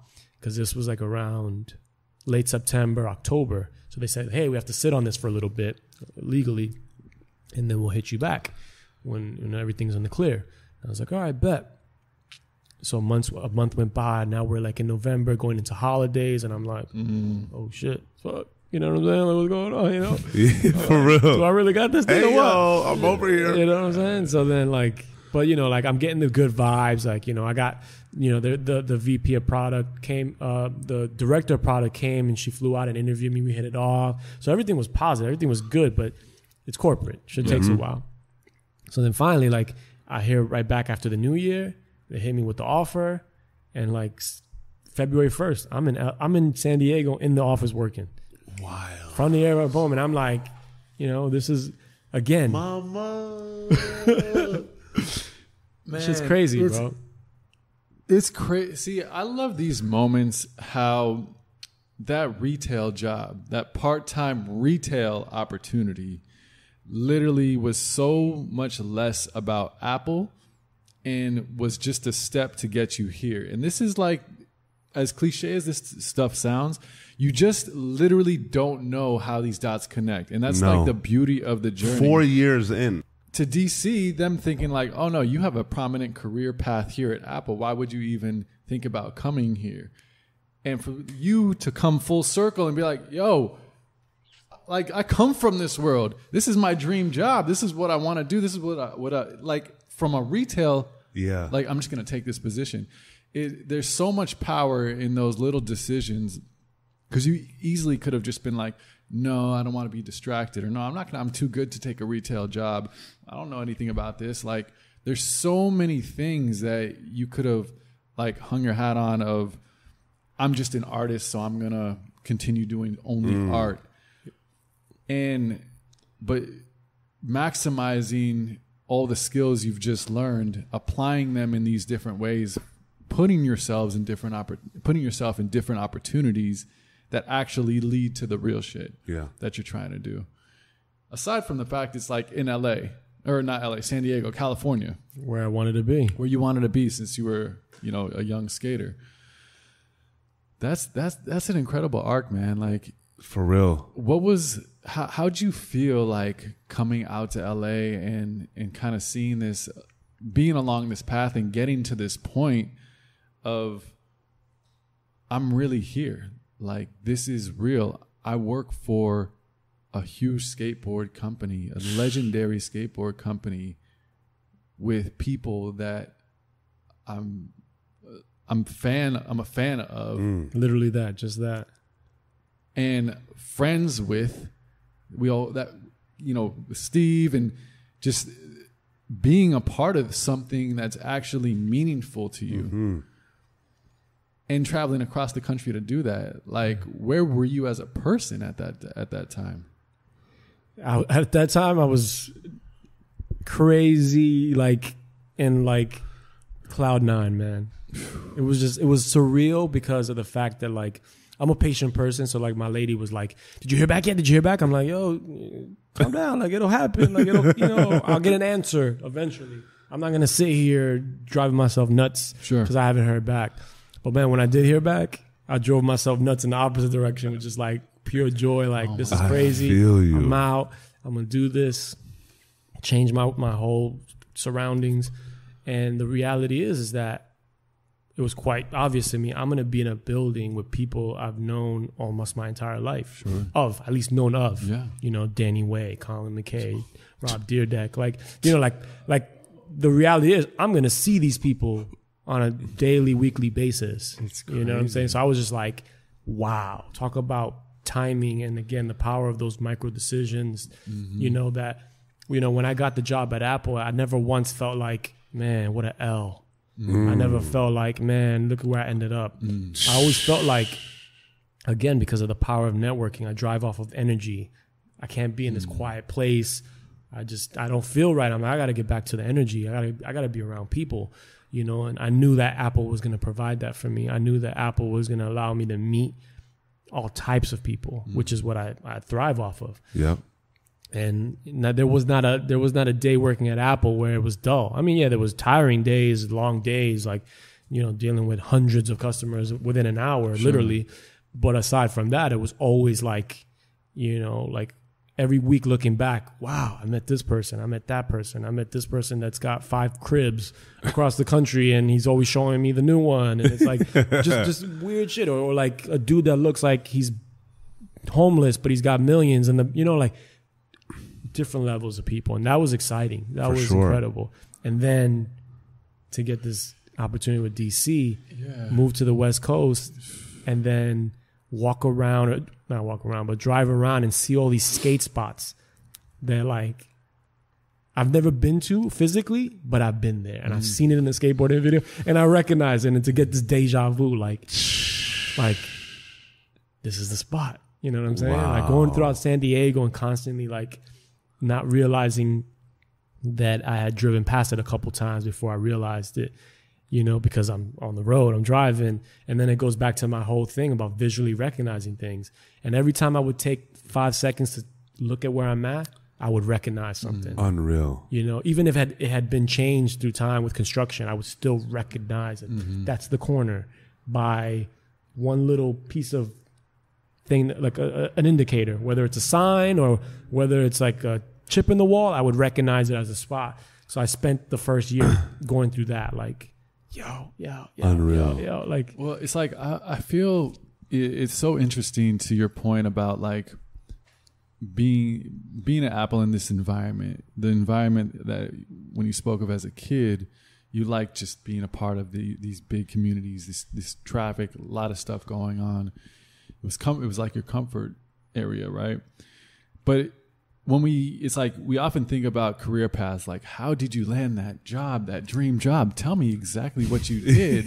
And it's so less about your actual like career decisions and so much more about your personal decisions and listening to like what's really coming natural to you. Like how do you really fit in? It's so less about working for Apple and so much more about working in that environment.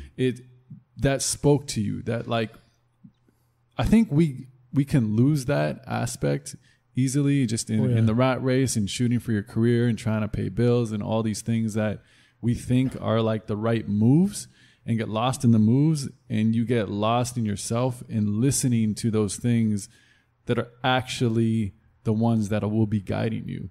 It's so much less about like the like external, for sure, you know. And what's so cool about these like little decisions that you're making is constantly listening to yourself. That's why I was so fascinated in your interest in typography and like envious to hear that like you found something that's so like you know. And just listening to your gut and that's big, and the person you are at the core, letting that guide you. And I feel it's just like such an interesting thing to point out, because that's ultimately what's like leading you to your dream opportunities. It may not look like how you think it should look. It may not be like, I'm going to go to art school, then I'm going to come up with the dopest fucking graphics, get hired by this lifestyle brand, like check it out. And it wasn't like I need this job because this is going to lead me to be an artist here, and like not at all. And it has so little to do with like art and and the drawing and these fundamental things, and so much more to continuing to follow like what really lights you up and where you really thrive as a person. That's what's really dope to me to hear. That's intuition in bloom, bro. For real. Yeah, man. That's crazy, dude. Yeah, I think a part of it is, like I said, I recognized early on that your network is your net worth. You learn from others, and you have to be around others to progress and evolve. And you especially need to be around others that are positive or doing things that you respect. Because you're not the first nor the last to blaze that trail. For sure. And if you haven't blazed that trail, find someone that has and befriend them or help them or whatever it is, to get there. For a perfect example is I went to Parsons. Never once while I was in Parsons would I say, yes, I'm going to go to Parsons so that I could become a footwear designer. No. You know what I'm saying? Like, For sure. I was in Parsons trying to figure out how do billboards, how do people make money off of billboards? Like I'm like, how does that work? Like, oh, so if you design a billboard and it's on a particular road, you get X amount of dollars for designing that billboard. Like I just didn't Lease know. royalties, right? Yeah, Right, yeah. right. You know, like I didn't know how shit worked, and I was busy trying to make it up to try to find and make sense out of it. At that time, like the internet was early on, so. I'm gonna date myself, but it was like it wasn't even Google. It was like Netscape Navigator. It was Netscape Navigator. And it was And Alta Ask Vista, Jeeves, like, I and it feel- was Alta Oh, Vista. Alta Vista. There you Bam, go. took it back there. So not everything was on there, bro. You'd be like typing shit, be like, no comprendo. Like, I don't know. I don't even know what that. You were getting all types of like nothing, no information. So you couldn't really type. It was like you couldn't type a question in a sentence. It had to be just a word. It just there was certain ways to type things to get a wild, result. man. You couldn't just type like now. You had to like it was very limited on the typing that you could enter into these search engines to get anything back. Right. It was like 99% you get nothing back because you didn't type it short enough or in a particular format, a broken sentence to get something out of it. So Unreal. could never get an understanding of the industry. It was, even though I was in an art school of like prestigious like perspective, it was never like you didn't have the answers in front of you. Sure. It was almost like this, outside cult or like thing that to get in to know how this industry works. Yeah. That's crazy. What was working at in that environment of DC and being in California, and just take us through like, this next chapter of yours that, getting back to kind of like your core everything, like the culmination of everything coming together at this point and pushing you now into this kind of new world of like fashion and creativity and lifestyle that is just so natural to you. Yeah, I remember when I started, I literally from the airport went straight to the office, got settled in, got a computer. And as overwhelming as it felt at the beginning because I just didn't know anything about footwear, it was still exciting because of my connection to the culture, growing up in it, that I was just like, ideas were just running through my head like right away. Like I got this new design, so grab the shoe goo. Yeah. And grab a little ice. Yeah. Yeah. Like, trust me on this one. It's going to work. Wait, you guys use what tools to design a shoe? Nah, I use shoe glue. Yeah. Put that to the side here. Let me get busy. Got the ice pack or what? So the benefit of my past was I knew the applications. I knew Photoshop. I knew Illustrator. So that helped me get in quick and like just hit the ground running. And the rest really became more about learning procedures and protocol and like setting things up. And, that took some time, but, everybody around me was very, very helpful. And then the rest just came down to like creativity and fusing skate culture and fashion culture together. And that was so much fun, challenging and fun at the same time. And I just, with DC, even within the first 5-6 months, there was a lot of travel. So I got to see the world. I got to go see many different countries and cities. So the first year alone was like, wow. It was so worth the past 4-5 years at Apple to get to this point. I felt like I did so much in that first year that it felt like that was the previous 4 years with the travel and the work. It looked like I made up for no lost time with the career. It was like the foundation again. Yeah, it was like bang, bang, bang, no nonstop. And again, like I had traveled the world before. Like I went to Paris to visit their Parsons campus there. So I'd been away, Dominican Republic, whatever, all up and down the East Corridor, like to Florida. But man, with DC, it was like real culture, like real, like getting to see other people's culture in their own cities and countries, from France to Korea to Hong Kong to, I'm just trying to think of the first year, to Germany. I mean, dude, it was banging it out. And it was just because the position was global. So I had to have a global perspective on the things that I was doing so that I can translate that and communicate it. Coming back to my communication design, degree, it was how to create a collection and communicate that to the globe to buy into it. Incredible. You know, so it was taking all stuff like ideas from skate and fusing it together. It was amazing, man. So yeah, like I just picked up where Buscemi left off, and I just went at it, man. That's incredible. What'd that do to just your mind in terms of personal possibility and how you not only would apply it to yourself, but also just to your career path moving forward? Like what did that first year really do for you just in terms of like mentally and experientially? It helped me not be as bad of a critic of my own critic, like criticize myself, like, oh, I'm not a good illustrator, I'm not a good this. It was like I realized that the experience through my life, the culmination of everything, the combination of everything set me up for this. You know what I'm saying? It wasn't about like I had to be a sneaker designer to become a sneaker designer. No, it's like I could just take my experience and perspective of life and apply it to sneakers now.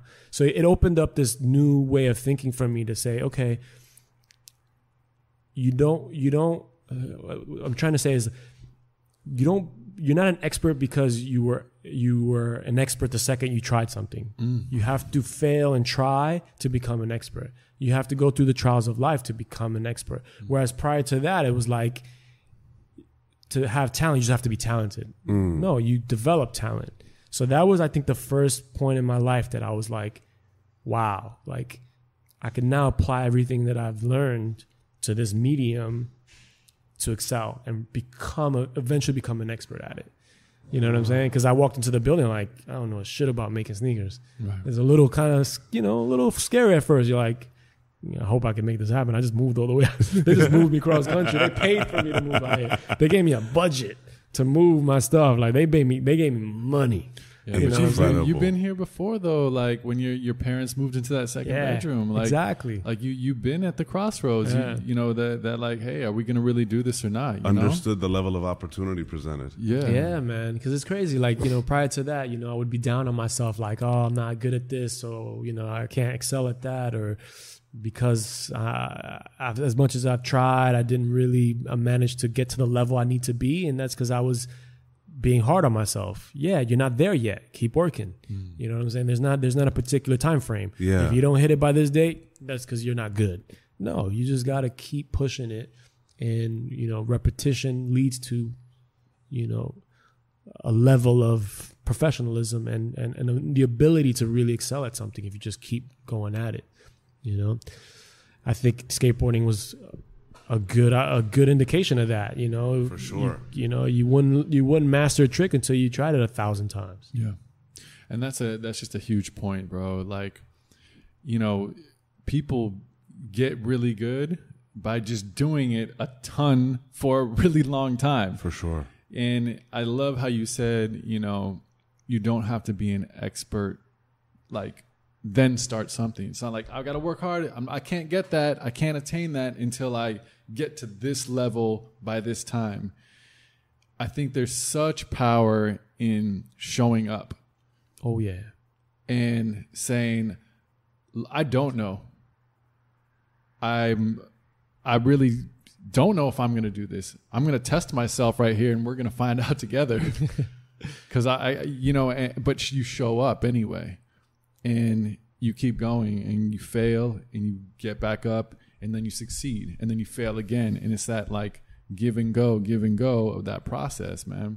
I think that's just such a thing that people have to like just embrace. Absolutely. Like that is the process. For sure. Show the fuck up. For sure. Fail a bunch, succeed a bunch. And if you do that long enough, like you're going to be good. Yeah. You can't be an expert before you try. Yeah. Unreal. Simple. That's incredible, though. I love that quote.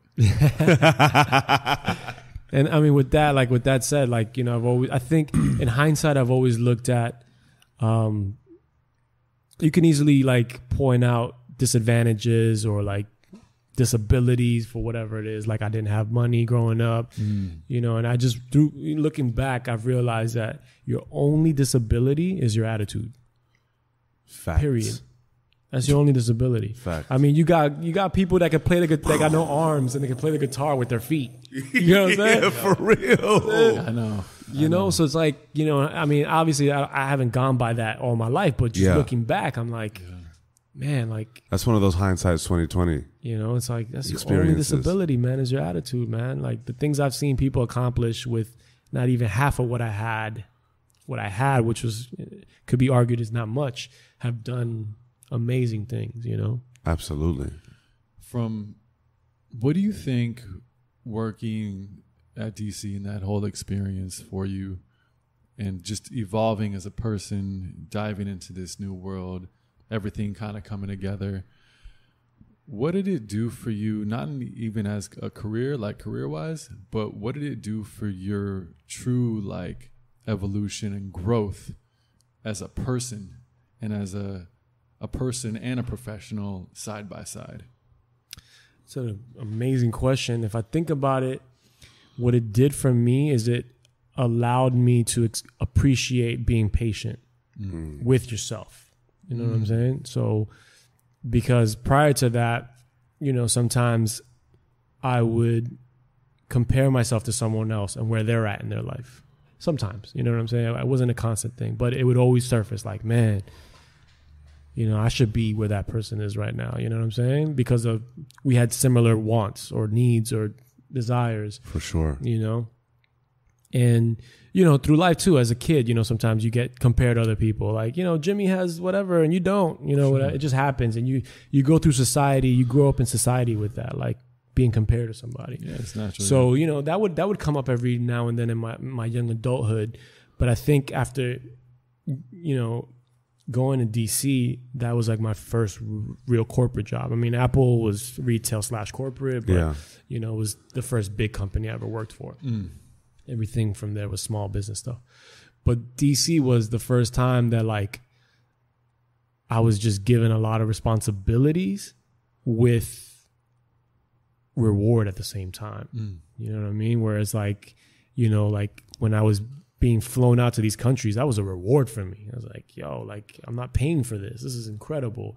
They gave me a corporate card. I'm like, wow, this is a big responsibility, you know, that I can screw up. I can go out and max out my card and get fired the next day if I was just if I didn't have my head on straight. Sure. So, you know, those things right there was just like, wow, man, like the patience of like what I've been through led me to this point of like, you know, getting picked up from the airport to and from in car service, like being put in a position where like, hey, we're counting on you to design the next collection, you know, for the Globe. Like, you know, like those things coming at me left and right in the first 6 months of being there was like, wow, you know, this is where patience gets you and determination and follow through and like focus in your inner motivation. You know what I'm saying? Because again, everything could be a lot worse. You know, I could have never got that job at Apple. Yeah. I could have, which people were like, you're crazy, you're stupid. You could have not changed that flight. You know, I could have not changed that flight. It's like, oh, you know, you're going to get stuck here. You're going to get stuck in that retail job because you're always there. You work long hours. When are you going to ever find another opportunity? Quite the opposite. The opportunity's coming to me. And that's what I always saw it as. I always saw it as the opportunity's going to come to me. I'm in a stationary position of just welcoming people to the domain right there. It's like right here. You're right here. You're coming in, you know, and that was something I valued from the second I got hired by Apple. I was like, all right, I'm going, this is going to pan out. And look, man, with DC, it was from like 0 to 100 night and day difference of a job, you know, where creating, whereas with Apple, it was like, I was just being creative from the sideline. I was just giving ideas out and watching people flourish with it. And it was like, kind of like, oh man, it was not rewarding in a way. You know, it was like, great, I helped you, but you know, whatever. I got to go back and do it over again. With DC, it was like I was creating things, traveling the world, seeing people wearing the shoes that I worked on. And you know, it was like, wow, this is incredible. I think patience with self is so important. So important, man. Bro. That's probably one of the hardest things too. Yeah. Like it's like to put things in perspective, man. I mean, you're at Apple for 4 years, you said. Yeah, actually, What? it was just right underneath 5. I was like, it was like 4 and like 11 months. Like just Something like let that sink in, like to you listeners out there. You know what I'm saying? Yeah, let this sink in. Take a pause and let that sink in one time. I did a bid at the time. But 5 years, like it's not like, yo, I'm gonna do this until like I'm gonna do this real quick, just part time. Yeah. Like 5 years. Yeah. That's a long time for then this opportunity to come. Like the patience, and then coming into this position and having patience as you work through these new things, these new experiences. Global lifestyle, bro. Yeah. From retail to a global lifestyle environment. Talk about intimidation. Yeah. Yeah. Where'd you find the belief in yourself? Was there ever trying times where you're like, holy shit, like this is so much, I don't know if I can handle this? I want to say yes, but I think the connection to that culture and like that environment would help me clear my mind of that. You know what I'm saying? So like, yeah, there was times where I'm like, insecure. I was insecure about it. Like, man, am I going to really, live up to what they expect from me? Yeah, of course. There's always self-doubt lingering behind your mind at some point. But I think, just the sheer excitement of just realizing and acknowledging where I'm at right now. I have no way of accepting failure. Or at least if I fail, keep it moving. Learn from it. Keep it moving. All right, I got it. Won't let that happen again. And, that was just the determining factor and the motivation for me to just get through any self-doubt and like any, feeling of failure, of not being able to achieve what I'm there to do. How long were you at DC? I was at DC for slightly over 5 years. Wow. Yeah, maybe like 5 years and a month or so, something like that. And what came after that? Interesting enough, just to like give you a little quick snapshot of the reality and what really went down between Apple and DC at the time. When a couple months before I got hit up by DC for an actual job, I had made the transition to go back to part-time, and I got a job working at a web design firm in the neighborhood so that I can easily go back and forth from Apple to that job to try it out. Like, all right, I got to really get back into the creative space. Sure, for sure. Selling these computers are great, but I really need to get my hands wet and back into design so I don't lose it completely, because it's been a long time. It's been 4+ years. So I did that, and right before I turned in the application, my choice of which position I wanted to take at DC, that web design firm laid me off. They're like, look, it's not, we're not making the money that we thought we were going to be making, and we just don't have the slot to fill to keep you on. So they got rid of me and one other person. And so I was like, so now I'm stuck with a part-time job. Wow. And I had a mortgage at the time. I bought a spot. So I didn't tell my lady anything, because I'm like, yo, this DC thing is going to happen. If it's not going to happen, I'm going to figure it out. Sure. So sure enough, it happened. And I was like, thank you, Lord. It happened, because, like I'm on a part-time salary now. It's way different than what I was making as a full-timer. You know what I'm saying? So I'm like, all right, cool. So I got the gig. So talk about life in the universe. Absolutely. Believing in yourself. I didn't stress it. I never showed her an inch of stress. I never showed her like, what we're going to do. And I was just like, I didn't even tell her. I was like, you don't deserve the idea of that stress. Yeah. Because she's listening now. She's like, what the? Yeah. I'm like, she would stress out. I won't. I'm like, I've always had this mindset of like, things happen for a reason. If you are alive, that's all it takes for you to get to the next level. To just push forward. Simple as that. it's that simple. It's I feel you. The gems are just dropping. I feel you. Yeah. It's just like nothing else. That's all in your head. Like, you're just going to create the craziness. You know, you're not the first person to get laid off. You're not the last person. And you're not the first person to have a mortgage and get laid off. You know what I'm saying? So anyway, so I get the gig. I move out there. Fast forward, my lady comes out. We get married. Incredible. And, Congrats to y'all. Yeah. Thank you, man. And she's with me. We're out there. Everything's amazing. I'm still traveling the world. She's getting acclimated with the West Coast. And DC was bought by Quicksilver a couple years prior to me coming on board. So DC was in Vista, California, Carlsbad area. And Quicksilver was in Huntington Beach, about 2 hours up north.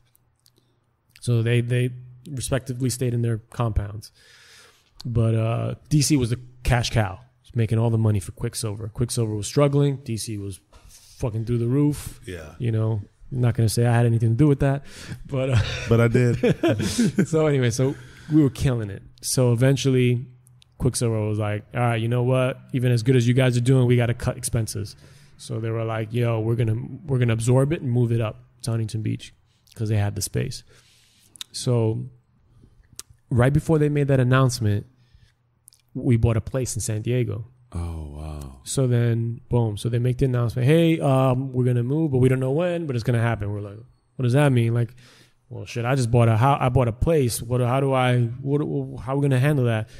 They're like, all right, you know, we'll figure that out when we finally move. So a year later, they move.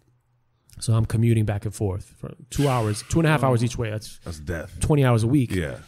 So they were like, we got you. We'll pay to move you up. We'll move you up. And I was like, all right, great. That's awesome. And they were paying for the expenses of the commute back and forth. And they're like, when you're ready, we'll pay and we'll move you. All right, bet. So I'm like, I don't want to live in Huntington Beach. I don't want to live in a sleepy town or whatever. Yeah. I want to move to LA because that's where I go in between all the time. Whenever I get a chance, I go up to LA. I hang out with Steve, whatever.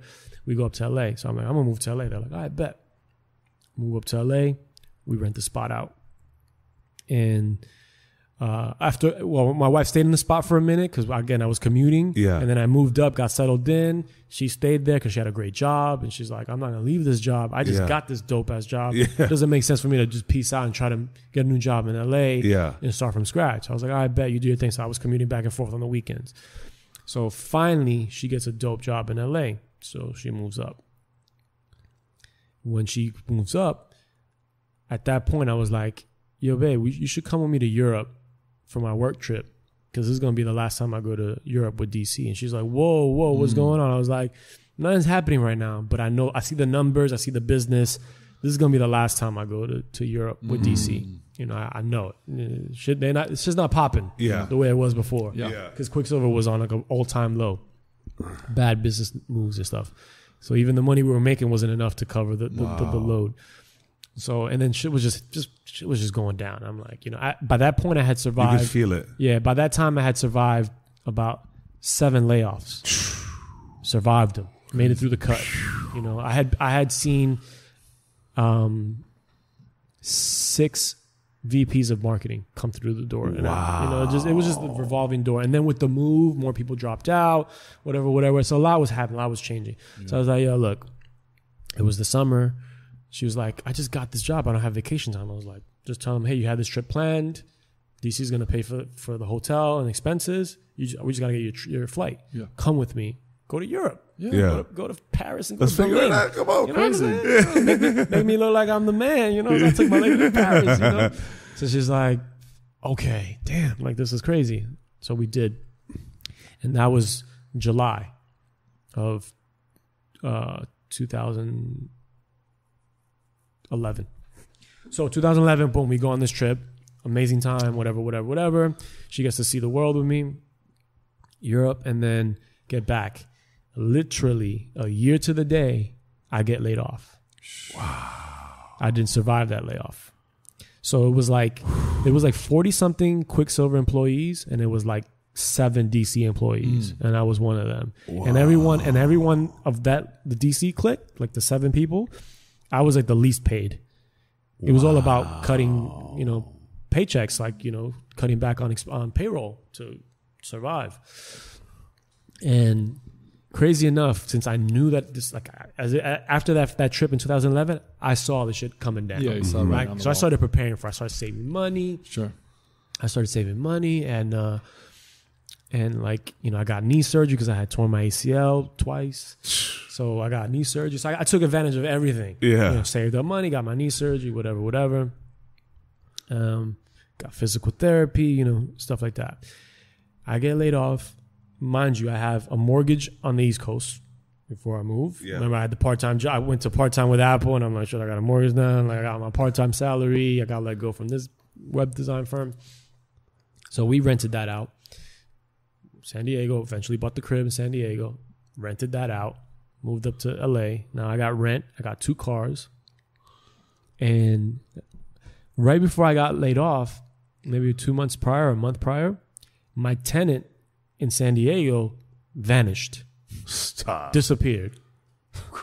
Because he was in the military. Oh. Okay. So, like, legally, I couldn't, like, pull the place. He's got the keys. Legally, he's still there. I can't evict him. But he's unreachable. Can't reach him, nothing. So I'm like he's 2 months behind on his rent. So I'm paying the mortgage. Then I get laid off. So I'm like, shit, damn, I got to cover the mortgage completely now for who knows how long. Yeah. Because this guy's MIA. My tenant in Jersey. Yeah, I gotta peace out. I gotta go. I got something's happening. I gotta get out of here. So she broke the lease. Oh my God. So I'm like, fuck. So I got two dominoes are just I got falling. 2 mortgages. I got 2 cars and I'm paying rent in LA. And I'm like, so all the money I saved is like just out the window. And I'm like, you know, because I saw the layoff coming, you know, my plan was, cool, you know, I'm this is not gonna last any longer. So when it comes down to it, I'm gonna just travel. I'm gonna keep networking. I already thought I'm gonna go to a lot of cities. I'm gonna travel, Europe, whatever, you know. And then wifey would hopefully come with me, at least for 1 or 2 of the trips. So I had it planned out, all good. I'm gonna keep it moving when it comes down to that. Sure enough, I couldn't. Wow. The means weren't there to do that. So I was like, damn, okay. Shit's hitting the fan. You know what I'm saying? So obviously, you know, the cliche thing, apply to jobs on LinkedIn and blah, blah, blah, you know, like Malachi, like all these sites. And I'm like, this shit don't work like that. You know what I'm saying? This just doesn't work like that. It's about knowing people. And again, I'm like, I should be traveling and meeting people. Yeah. My wife didn't get it. She's like, you know, whatever. So she's just keep applying for jobs, whatever, supporting me. And finally I was like, the hell with this shit. I'm going to Japan because we had friends of mine had already planned that we would go to Japan in the fall. I'm gonna go with them. And she's like, "You're crazy. You know why? You're crazy. You're gonna spend this money? Like, no way." I was like, "Nah, I got to get out of here. No one's gonna want me sitting on this couch, fucking applying for jobs." You know what I'm saying? And so basically, I made up my mind. I was going. Then Hurricane Sandy happened in New York, so I had to go back to look at my spot. Yeah. You know, I was like, "Shit, I gotta go. You know, check on the spot." Make sure everything's good. Check on the fam. You know, make sure everything's good. So I went to New York, and then I came back, and then I was like, babe, I'm gonna go to Japan. She's like, oh my God, like, why? Like, Shout out to her though for being a writer though. yeah. She's like, oh my God. So get my ticket. Meet up with the boys. One is a blogger. Shout outs to Marcus Troy. I don't know if you know Marcus Troy. Wow. You know? Yes. So we're like going to Japan. Him, his twin brother, and another good friend of ours, and he gets an email. We're going to Japan. He gets an email, and the email is like, looking for so and so. We're looking for someone to fill this position. So the VP of a company sent out his feelers to his network. Like, if you know anybody, connect me. So he's reading the email and he goes, "Yo," because he knows my situation. He's like, "I just got this email and they're describing you." And I was like, okay. He's like, yeah, Palladium Boots. You know Palladium Boots? Wow. And I was like, yeah, of course I know Palladium Boots. I actually do. He goes, well, the dude, the VP of marketing, Barney, just hit me up and he needs somebody to do what you do. Do you mind if I connect you? I was like, fuck yeah, do it. Hop on a plane, do our thing. We communicate over email. Well, I'm in Japan right now, so I can't meet with you. Can we extend the interview a week or two later? It's like, yes, please, hit me when you get back. Get back, see my lady, how'd it go? I was like, oh, it was great. It was great. Like, she's like, tell me about it. I was like, nah, I got to get ready for this interview. She's like, what? She's like, what? Told you. She's like, what? She's like, yeah, I got an interview. It was like, she's like, wait, explain this to me. I was like, I just told her the story. I was like, talk about the right time, right place. Wow. Networking. I could have not been on that flight, and Marcus would have got it and would have been like, I'll look at this later because I'm busy. I'm with my luggage. I'm trying to get through the airport, whatever. Like, or he could have been like forwarded off to somebody else, or just missed it. Yeah. Got back from Japan and someone else got hired. You know what I'm saying? Like totally like timing.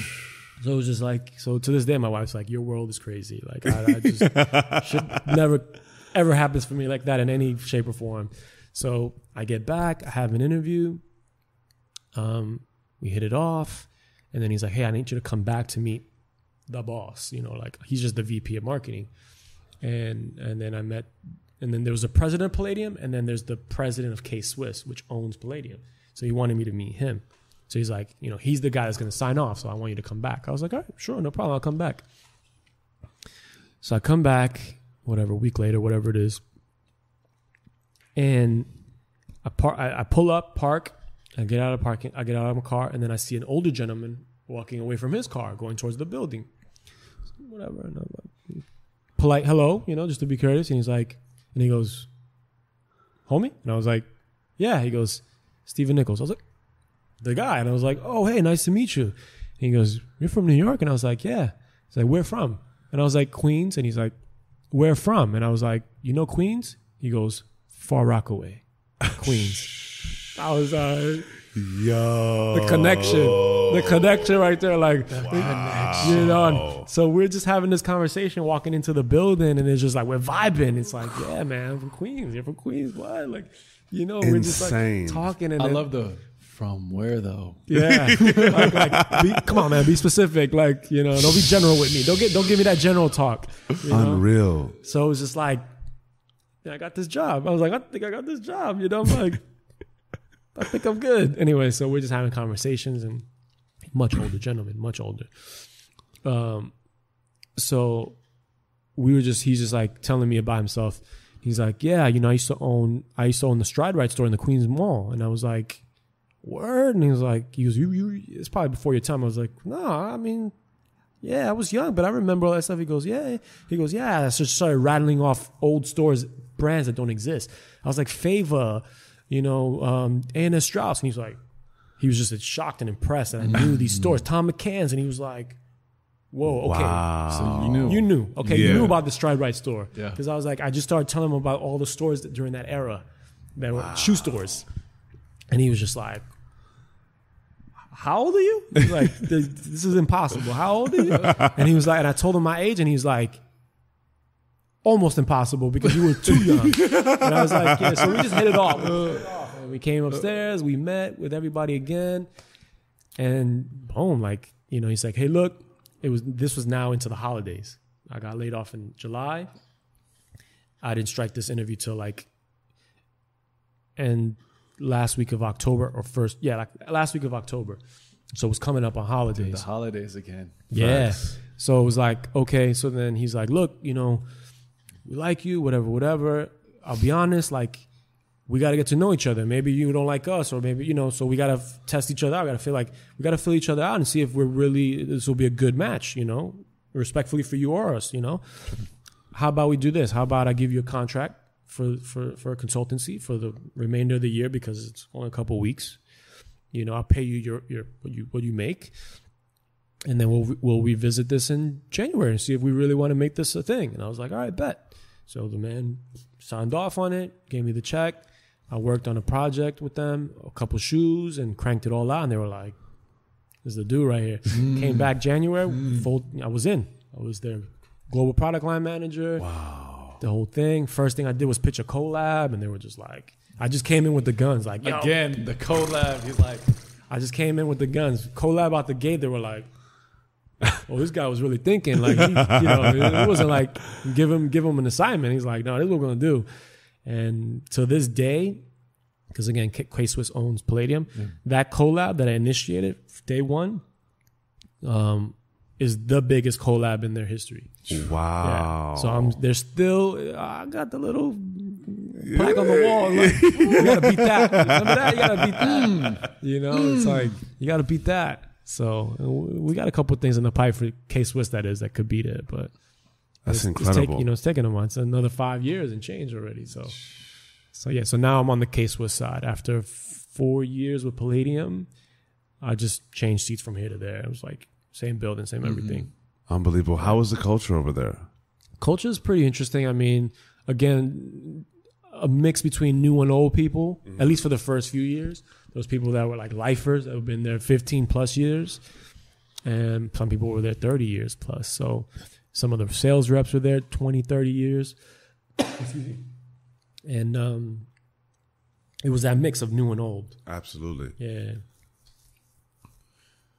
What do you, I'll let you drink your water. I think that's the first sip you've taken in like 3 hours. No, good. What do you think? You've gone from these moments of high adversity, like just moments though, not like lengths of time, but like these moments of, oh shit, and then something pops off. Oh shit, you survive it and something pops off. I kind of want to like just explore the micro decisions and choices you made in those moments to see if there's a through line of why there's so many, why these patterns keep coming up and working out, because it's clearly there's something that you're doing internally, how you're dealing with it. Maybe it's your disposition, but I want to just try to dive in to those things, like the choice you made to go to Japan, or keep your girl calm, or while all these massive things are happening and internally, like you can just combust and break down from these. I 100% would. I'd be like, oh my God, after the first house, I'm like done. The second house, I'm like, all right, guys, pack it in. Like, I'm just going to go work at... it's a sell-off right now. Yeah. We don't know what the fuck going on. I don't even know how to react. I'm going to Banana Republic. I'm just going to start let's just take it back. Start ground floor. I don't care anymore. You know. But no, it's those things can really like challenge you and that hard. resolve during those times. Yeah. They can really challenge you hard, you know. Yeah. From surviving the foundation class to surviving the two houses and still making these really great decisions, and putting those forward and leading with like that belief, like Anush said. And why do you think those choices keep coming up? What makes you, or compels you is a better word, what compels you to kind of go, no, I'm doing this. No, it's going to work out. No, I got this. Like every time. I guess I could start by saying that I don't have that conversation with myself. Like it's going to work out. Like I don't like coach myself into like keep it positive. Mm-hmm. I think it's more of like an organic mindset and being in tune with reality. I always tell my lady this, like, what helps me is being really well connected with reality. And by that, I mean like taking the negative and outweighing it with the positive. For every negative you can find, I guarantee you can find 2 positives for every negative. Easy. You can tsunami it with positives, you know, without lying to yourself. You know, for example, like I get laid off tomorrow. I'll be like, okay, let's just say I get laid off from my job right now. I go into the office and I'm like, yo, homie, you know what? We're done. Like, okay. My mindset organically is like, okay, what does that allow me to do now? What are the things that I could do now that I'm not committed to the 12 hours I'm putting in for this job right now? One of them, off the top of my head, is my health. I can go exercise right now. I can go take care of myself because I haven't been. Because I've been putting in these hours. That's one. Bam. Done. It's like, you know what? That's worth living for. To focus on my health, that's something to wake up in the morning for. Yeah, You know what I'm saying? Absolutely. Because I could do it. You know, it's like I don't have an obstacle in front of me stopping me from doing it. Whereas like I'm not like I'm too tired to work out today because I didn't go to bed till 12 at night and I'm waking up at 6 to get to work. You know what I mean? Sure. So that's one. The other one is the reality that I have the opportunity to either reinvent myself or to take what I've learned and progress at that. You know what I'm saying? Of all the things I did at this job, what was the one thing that made me gave me fulfillment because I was so good at it. I learned to be good at it. Yeah. How do I then apply that to the next opportunity? You know, and I can just go on and on and on to find versus like just cracking and being like, oh, the failure or the embarrassment of being laid off or fired or what will people think? Like, I don't get stuck into that. Like, for sure. You know what I mean? Like, I've been embarrassed enough in my days to like not let it be a determining factor of how I'm going to react to things moving forward. Like embarrassing is the least of my concerns. Like, oh, I'm going to be embarrassed. No. Like, you know, I told my wife all the time, I'm like, cause she's a planner. She wants to know what's going to happen. Like, oh, what if this happens? What are we going to do? And I'm like, what are we going to do for money? I was like, look at it this way. Today, there are so many ways to make money, you know? And if you're not a person of ego or of a certain standard, you can make enough money to do whatever it is you really want to do. So I tell her, I was like, look, if I get laid off, I will jump in an Uber. I'll crank some Ubers during the day or at night. And during the day, opposite of that, I'll network and I'll be doing things, you know, like she's like, I was like, we'll get by. Yeah, we'll get by. Just like that practical. Yeah, we'll get like you know. What are you most afraid of? Are you afraid of not having a roof over your head, not having food, or are you afraid of letting go of our lifestyle because she's not materialistic? So like, I don't know worry about. It's not like you want Louis bags. You know, you care less about that stuff. Yeah. So it's not like you've lived this certain life that's like, oh, I can't buy the next this. So I'm like, what are you worried about? Is it just food, taking care of the kids? Like, what are you worried about? He's like, yeah, you're right. I was like, and that's it. As long as we can get those things taken care of, everything else is in your head. You're creating this negative environment. You're creating this environment of stress for things that don't really matter at the end of the day. They're not that important. You know what I'm saying? Those are things you can weed out in minutes. Be like, okay, cut the cable, cut this. Okay, you know, easy. Those are things that we can do. You know, and then like, you know, I don't know about you, but you know, I can tell looking around. We collect things. We buy things. I have so much shit that I could sell for sure that will pay the bills that I'm not worried about. Like, I'll just sell what's in my storage room. This bear is not a thing, bro. This is very the real. Bear. So it's like we'll have money. Like we'll make money. We'll survive. Like that's it. Like you know what I mean. So like I don't live my life with fear or of potential embarrassment or fear of taking an L. I look forward to the L because, you know, your failures are your opportunity to succeed, to learn from what you've done wrong. If you don't do anything wrong, how do you know how to do something well? How will you ever really excel?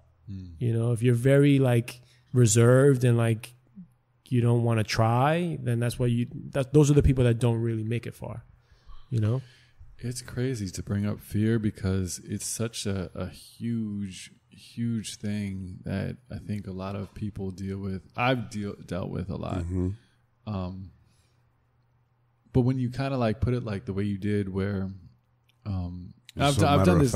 Yeah, I've done this exercise too, but it's just like when you could kind of, it's less, I think for me, about embarrassment and more about like losing things. But then when the way you just broke it down, like, okay, cut the cable bill. Like, okay, like what, you're afraid of losing this lifestyle? Let's break it down to like food and a roof over your head.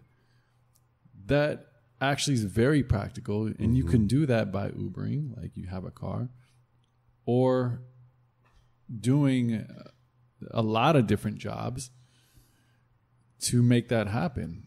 And there's ways to get around it. But I think it's like, if you really just look at the fear like that, I always thought about it like this. I would have tons of anxiety about like money and things like that. I'm like, okay, if I lost everything today, like, what is that final step? And it's like sleeping on my mom's like guest bed, like queen size bed in my mom's guest room, 2 blocks away from where I live right now, and her making me breakfast and coffee in the morning. That's like the worst. I was like,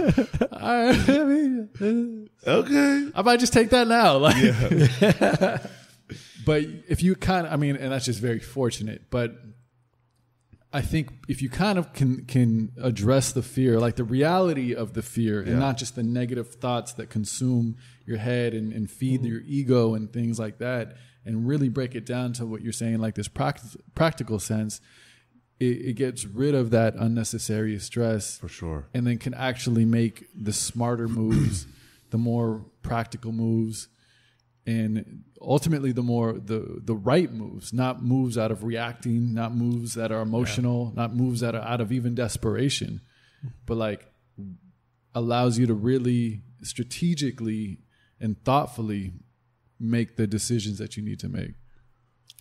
Most important thing in a situation like that, if you find yourself in one, is to definitely be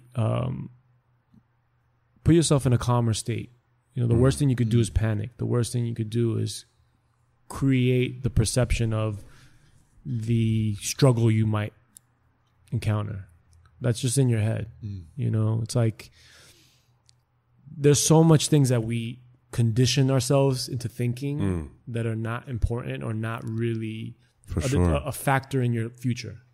They're just things you put in your head that really put you in a position to be reactive versus proactive.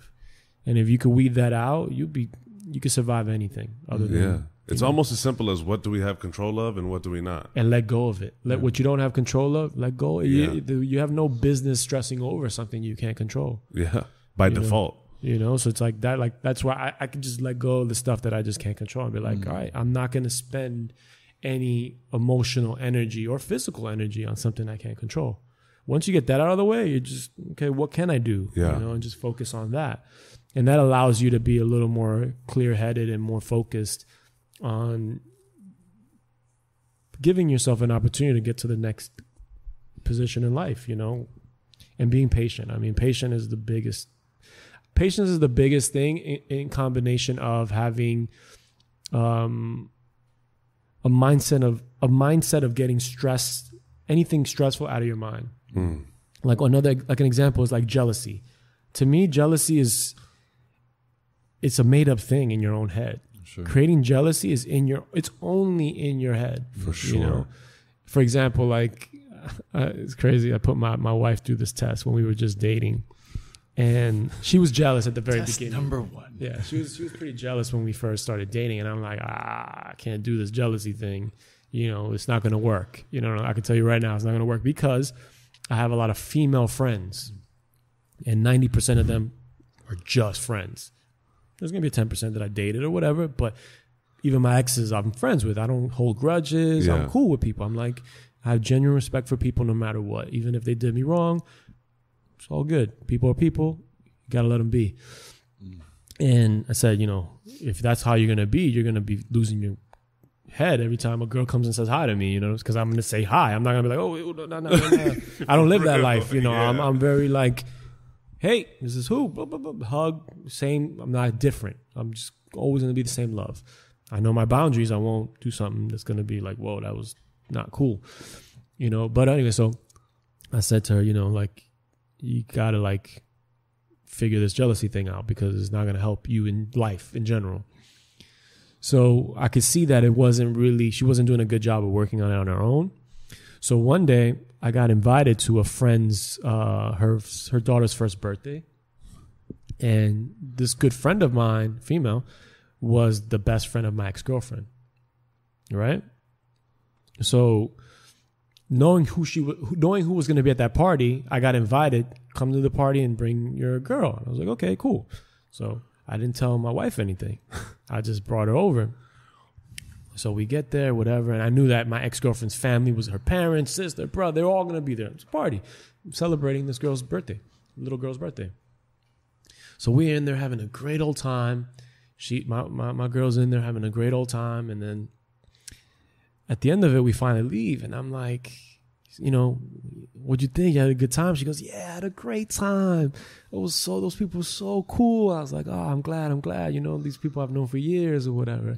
Yeah, you know, like this and that. And then like, you know, this girl was so cool, blah, blah, blah. Like, you know, she got into a conversation with somebody in particular. And she had this like good old time with this person.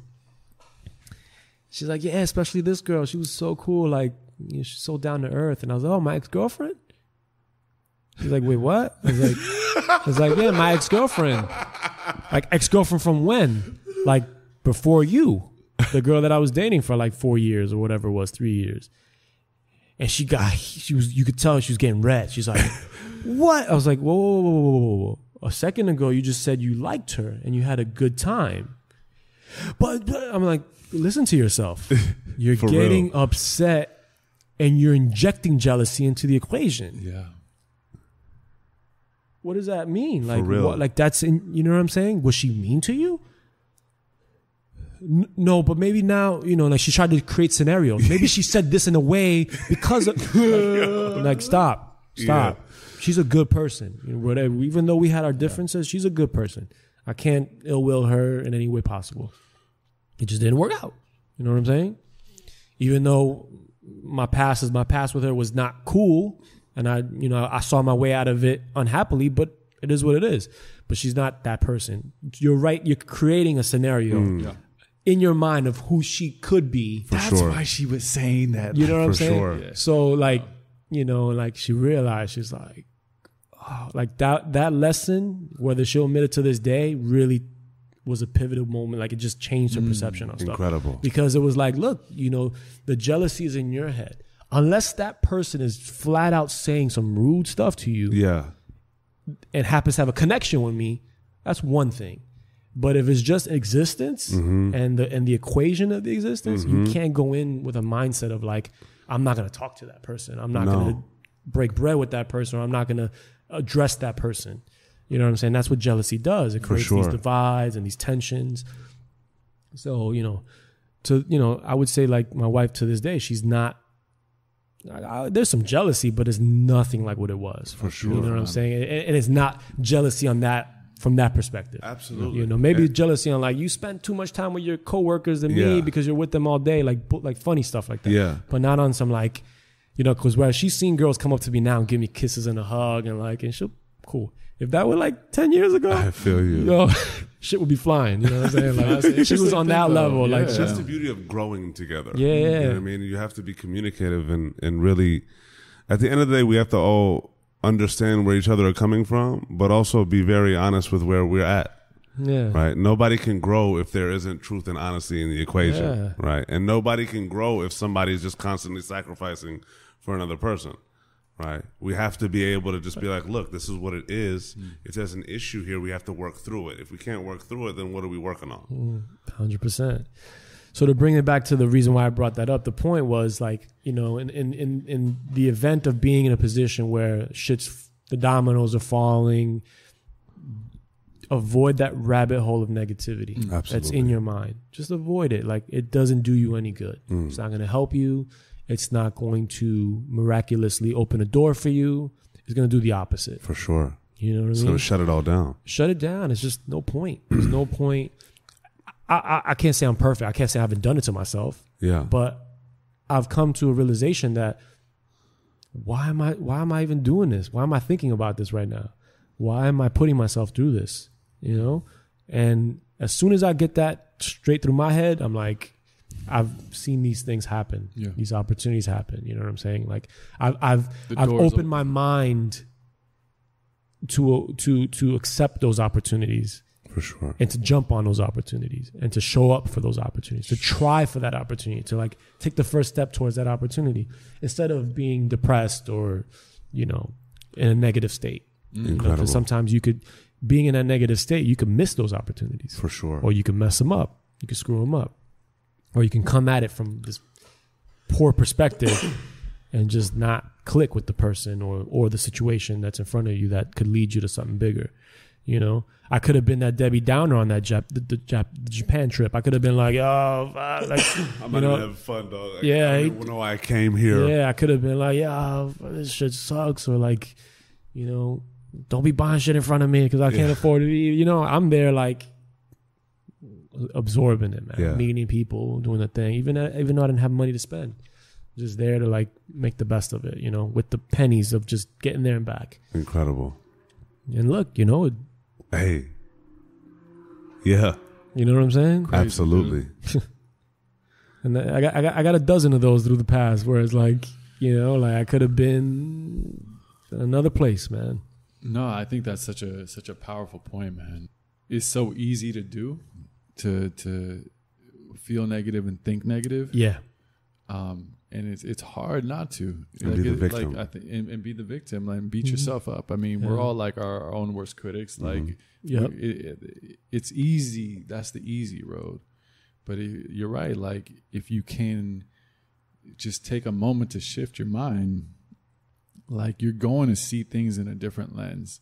You're going to notice those opportunities. And I think that's exactly what happened to you in your story, man. I think it's so true. Everything you're saying, like, it makes a lot of sense of why these patterns and these things kept happening. Like, it's not by necessarily just chance or luck. Like, yeah, I mean, life's drizzled with all that throughout, but I think it's with that and with your opportunities, we all have choices that we can make like tons and tons, hundreds and hundreds of micro choices that we make that shape and guide that path. You know, and you either can miss those opportunities or take them. And I think with that kind of state of mind that you have, is clear why all those things kind of panned out the way they did, and will continue to. Absolutely. You know, Lord willing. It's crazy. Incredible. Man. Yeah, you have an amazing story, man. Amazing story. Thank you, man. Appreciate it. Really been a pleasure, man. Absolutely. The opportunity to tell it is incredible, man. So I really appreciate you guys. Yeah, for real. Like, there's genuine love and appreciation for every fiber of who you are and your journey, my brother. For real. That's what Thank it's you all so about, much. This man. was The a journey. fucking honor. Yeah, for real. It really was. Man. Tons of gems in this, man. I'm excited. Yeah, for real. I'm excited. I can't wait. This up and just I'm not going to be able to gems. sleep tonight. Like, again, like, this is one of those I'm just like. Well, it's so fulfilling to hear these types of stories too, that like have gone through these long arcs and you see the big picture. It's a very thorough journey, you know, like, and it doesn't stop here. Like, Not I'm at excited all. to, you know, reconnect a year from now just to see the difference, you know, and have you back on for album number 2, you know?